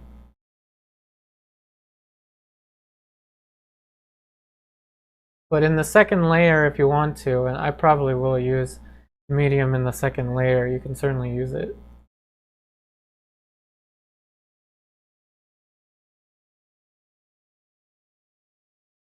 As I'm adding this value, I'm also softening the edge.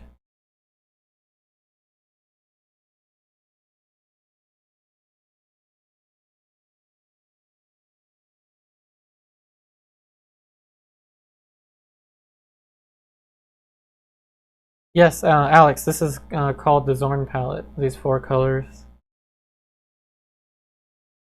If you missed how I mixed them, it should be available as a pre-recorded video after the stream ends. I also go into more explanation of how to use these in the online classes. So when I did mix these, I didn't really explain them, I just kind of did them. But you should be able to see the pre-recorded footage.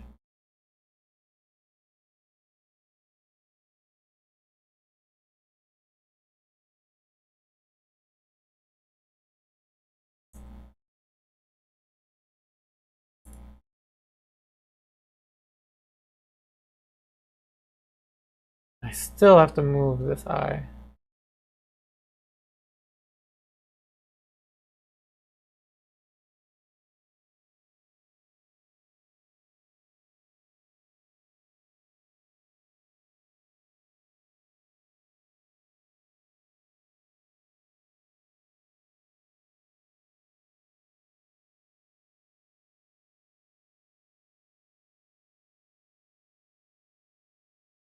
I think it's been about another hour, so I'm going to take another break soon.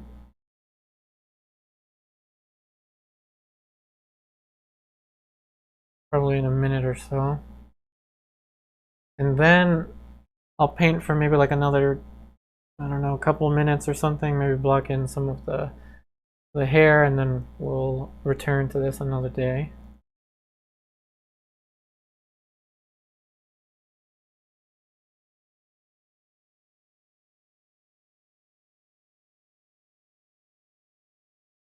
Hey Marianne, I can't paint if I'm not in the right frame of mind. Oh wow, okay. So I don't go anywhere near my canvas when I'm like that. Other than that, it helps tremendously. I understand. And a lot of times painting can really help with that, with how you're feeling.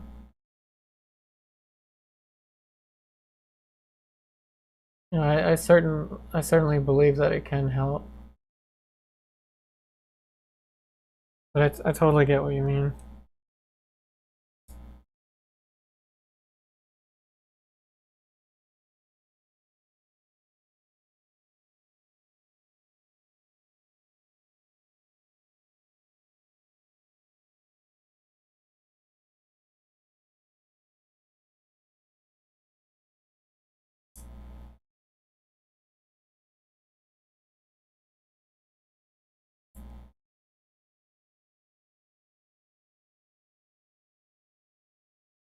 Hey, Robocop is, let's see, is ochre not cadmium yellow standard Zorn palette? Yes, the yellow ochre. is the yellow used for Zorn Palette. It's the yellow that I'm using for this. Cadmium yellow is not what's used for the Zorn Palette.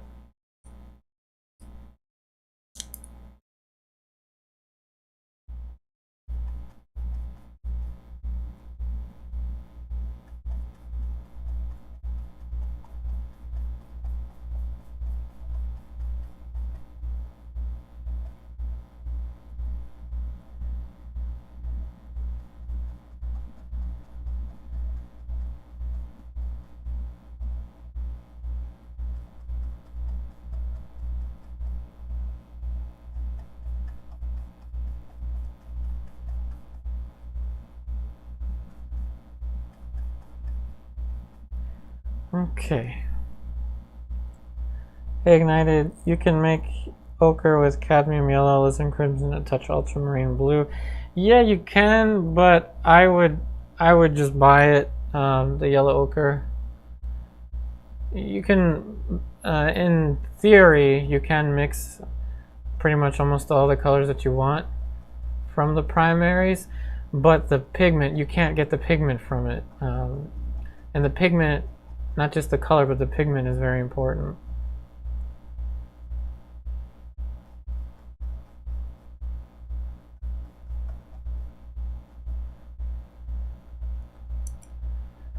Okay, alright, so I'm gonna go ahead and take a break. I'm going to write a comment here.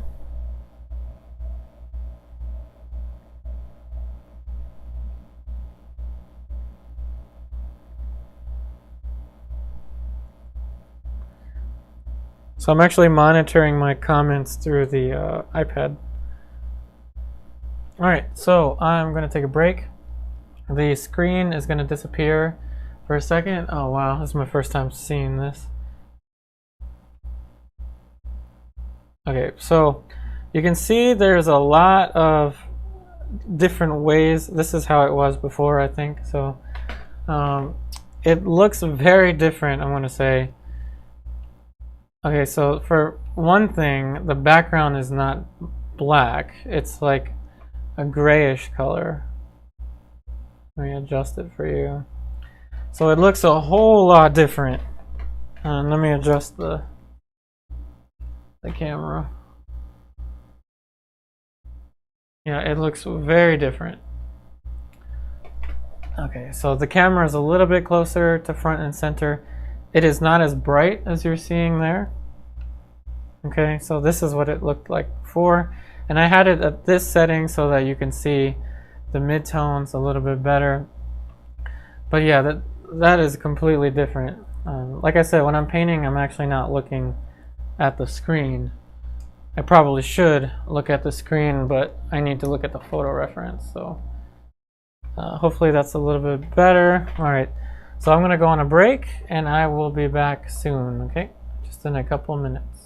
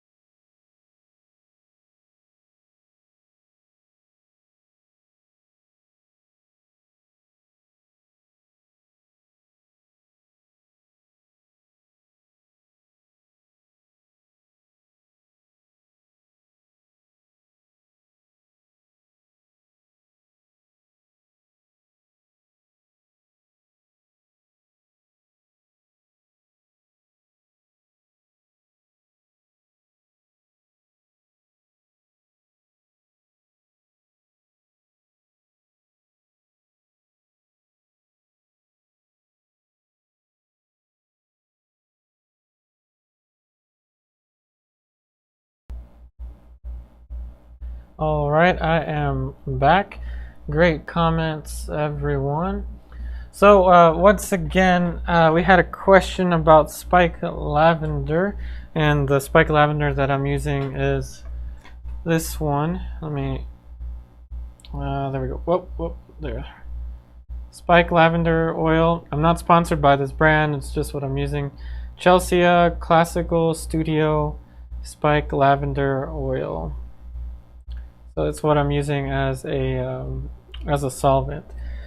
Okay, so now what I'm gonna do is just test my. I just want to make sure my head doesn't get in the way of the footage.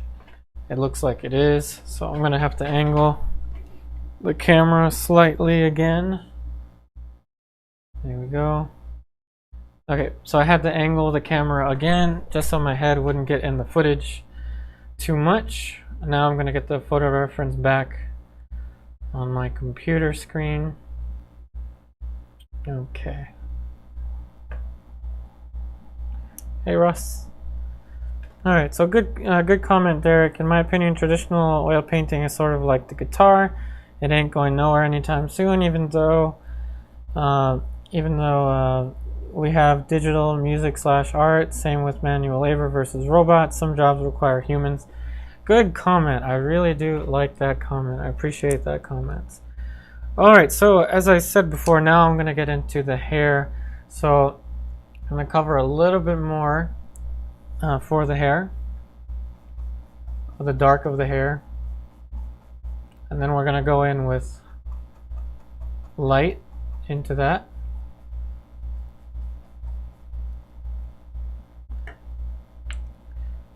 Hey, Cook Food.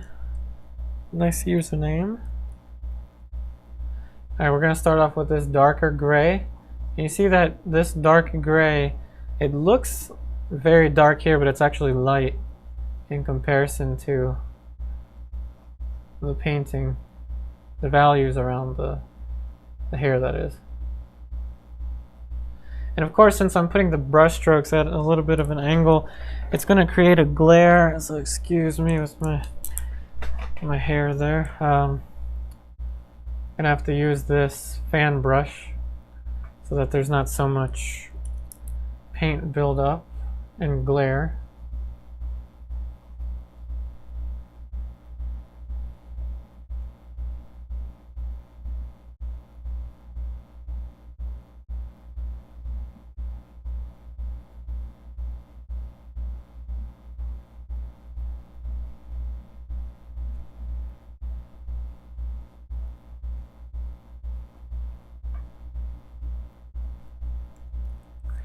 Now, some areas around the hair look a little warmer, and I see this in a lot of Rembrandts. So I'm just going to add that warmer color.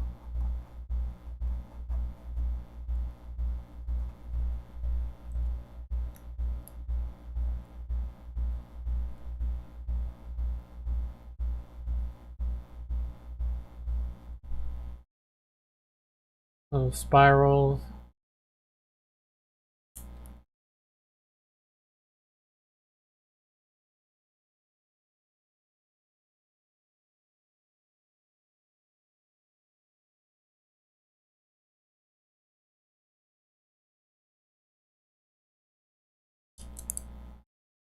And it looks like the value of the hair goes all the way to the side of the face.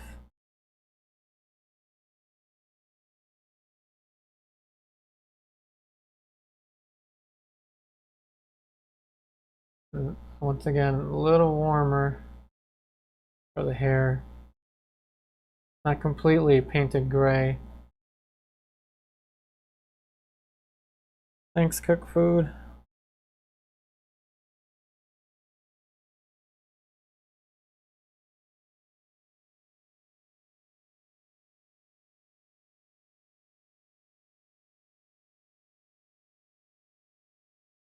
And give him a little bit of a haircut.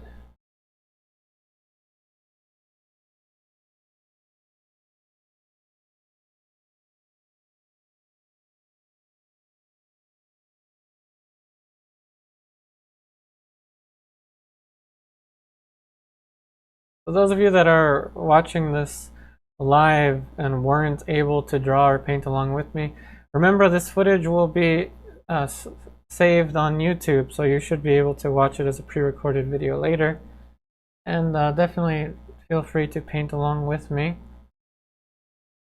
Those of you in the online class, if you want to send me the images that you create for the virtual classroom, you can certainly do so with this one.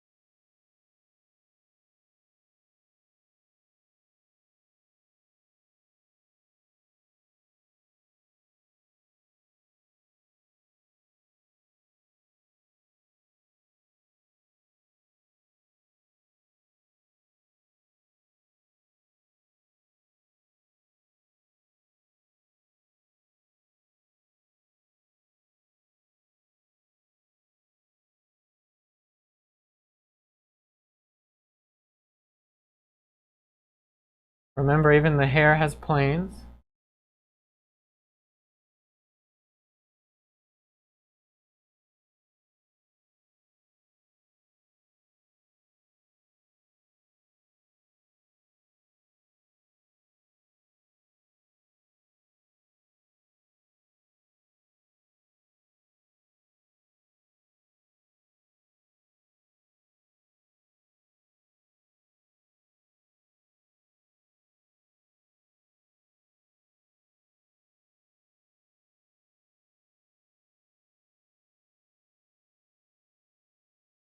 The more information I put, the more I see what's lacking in the painting. So remember, by no means is this complete. This won't be completed today.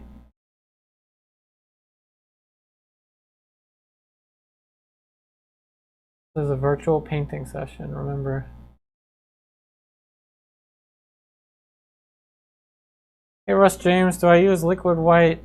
No, I don't. I think that's a Bob Ross color, if I'm not mistaken. Liquid white is what Bob Ross used, I think, for his Alla Prima landscapes. I think all it was linseed oil, and titanium white. Although I'm not sure. Someone that's an expert on Bob Ross would know the answer to that.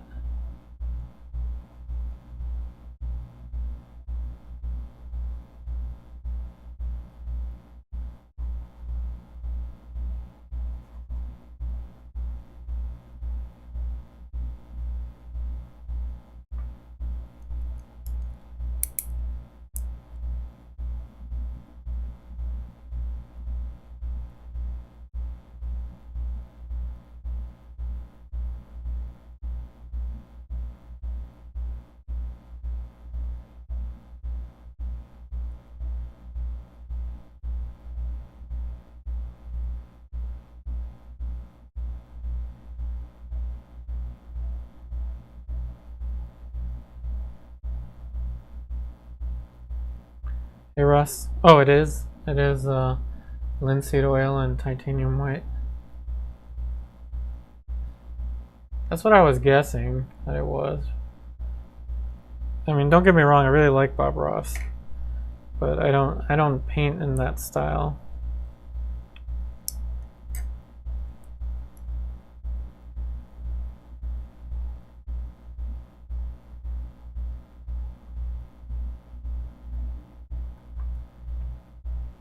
Okay, I think this is almost at a decent place to let it dry. Just a few more little things.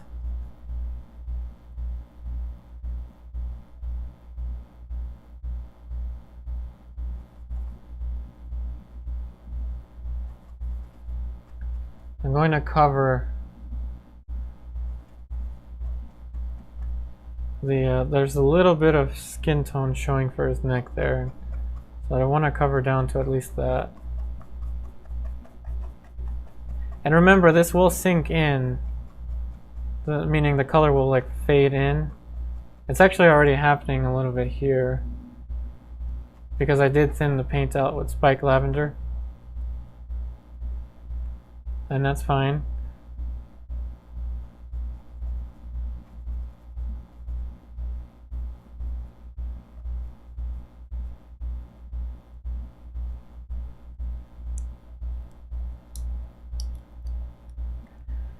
Hey Russ, started painting a month ago. I used to do landscapes, but now animals. Yeah, animal portraits are great. Animal paintings.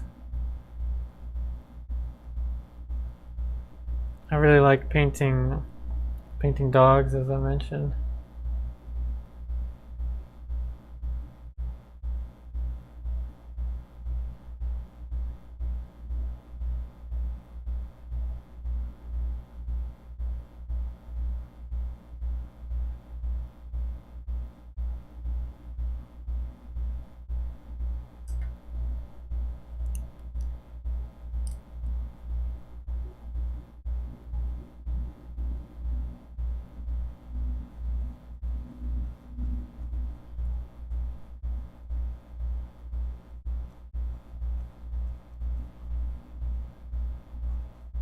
All right. So I think that's at a decent place now to let be. So what I'm gonna do is move the camera over. Well, actually, you know what? No, I'm not gonna move the camera. I'm gonna just move the easel so it's facing you a little bit more. Okay. So now you're seeing what it actually looks like. Almost, but not really, because again, the camera does distort quite a lot. It is nowhere near as bright as it looks on your screen. So yeah, next time I will continue to work the midtones of the face, drawing the values closer and closer. Any kind of small changes will be done starting out with the eyes, though I'll probably start off with the shadows a little bit more. But like I said, this footage will be available as a pre-recorded video. Remember, this is by no means a lesson. If you're interested in educational content beyond the scope of just the YouTube demonstrations, please check out the online classes. So I'm going to hang out for a couple minutes here to see if there's any last questions. And I know that one question that'll arise is, when am I going to stream again? And at the moment, I don't have a fixed schedule, so I'm not going to, say that I'll stream on any specific day, but I will stream basically whenever I can. However, that's different with the online classes.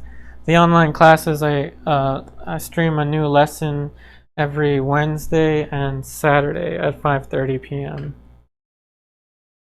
Eastern Standard Time.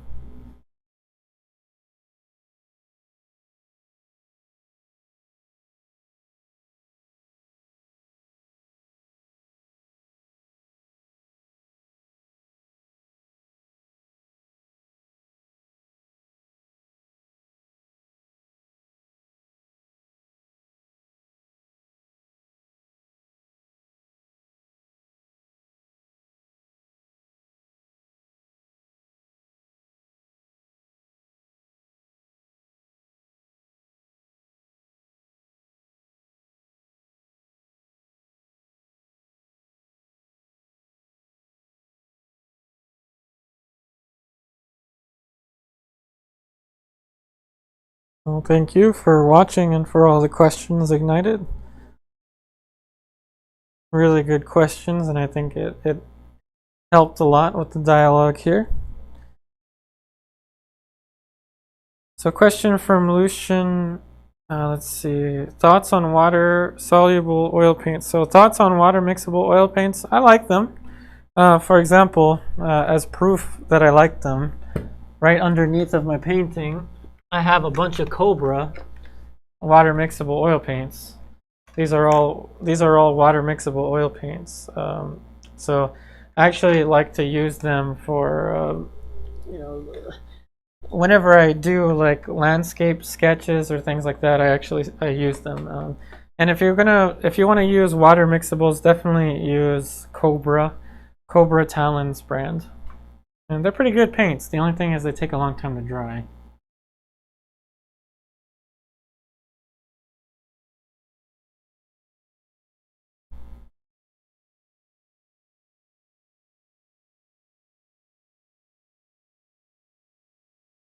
Hey Marianne, woke up 2 mornings ago of a picture in my head.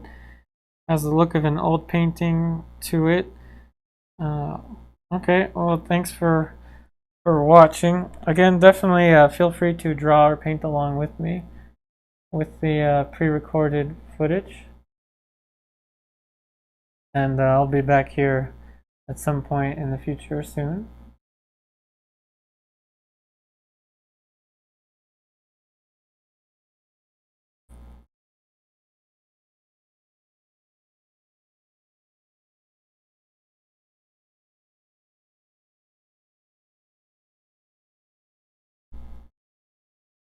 A parting mist. When painting, do you like to think of objects or observe abstract shapes? Maybe both.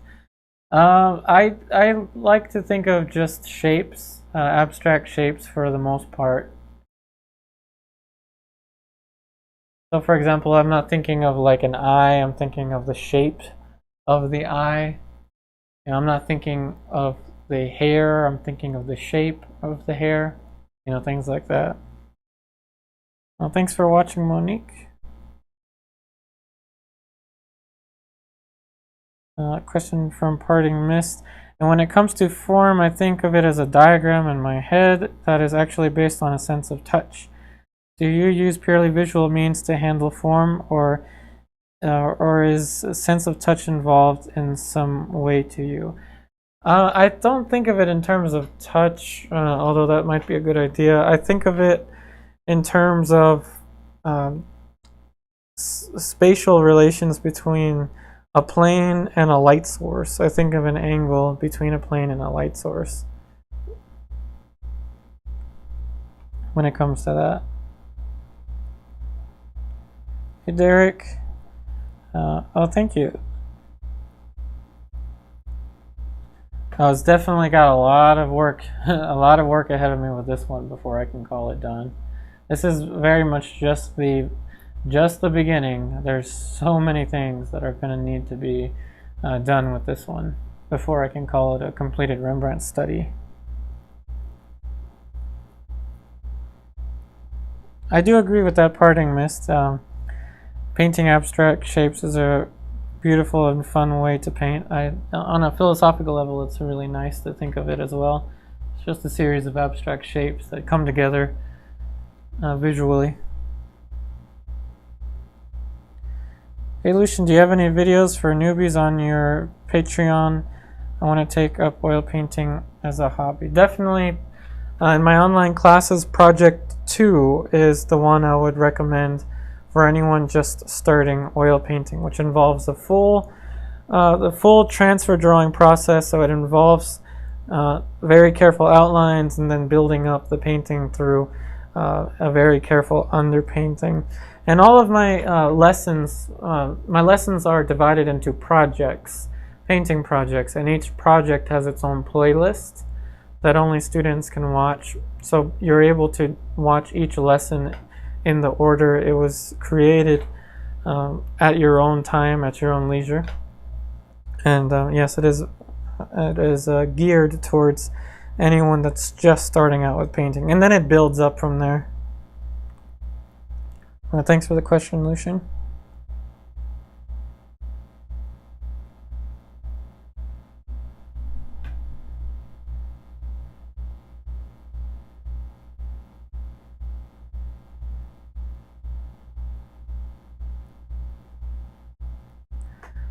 Thank you so much for watching, everyone.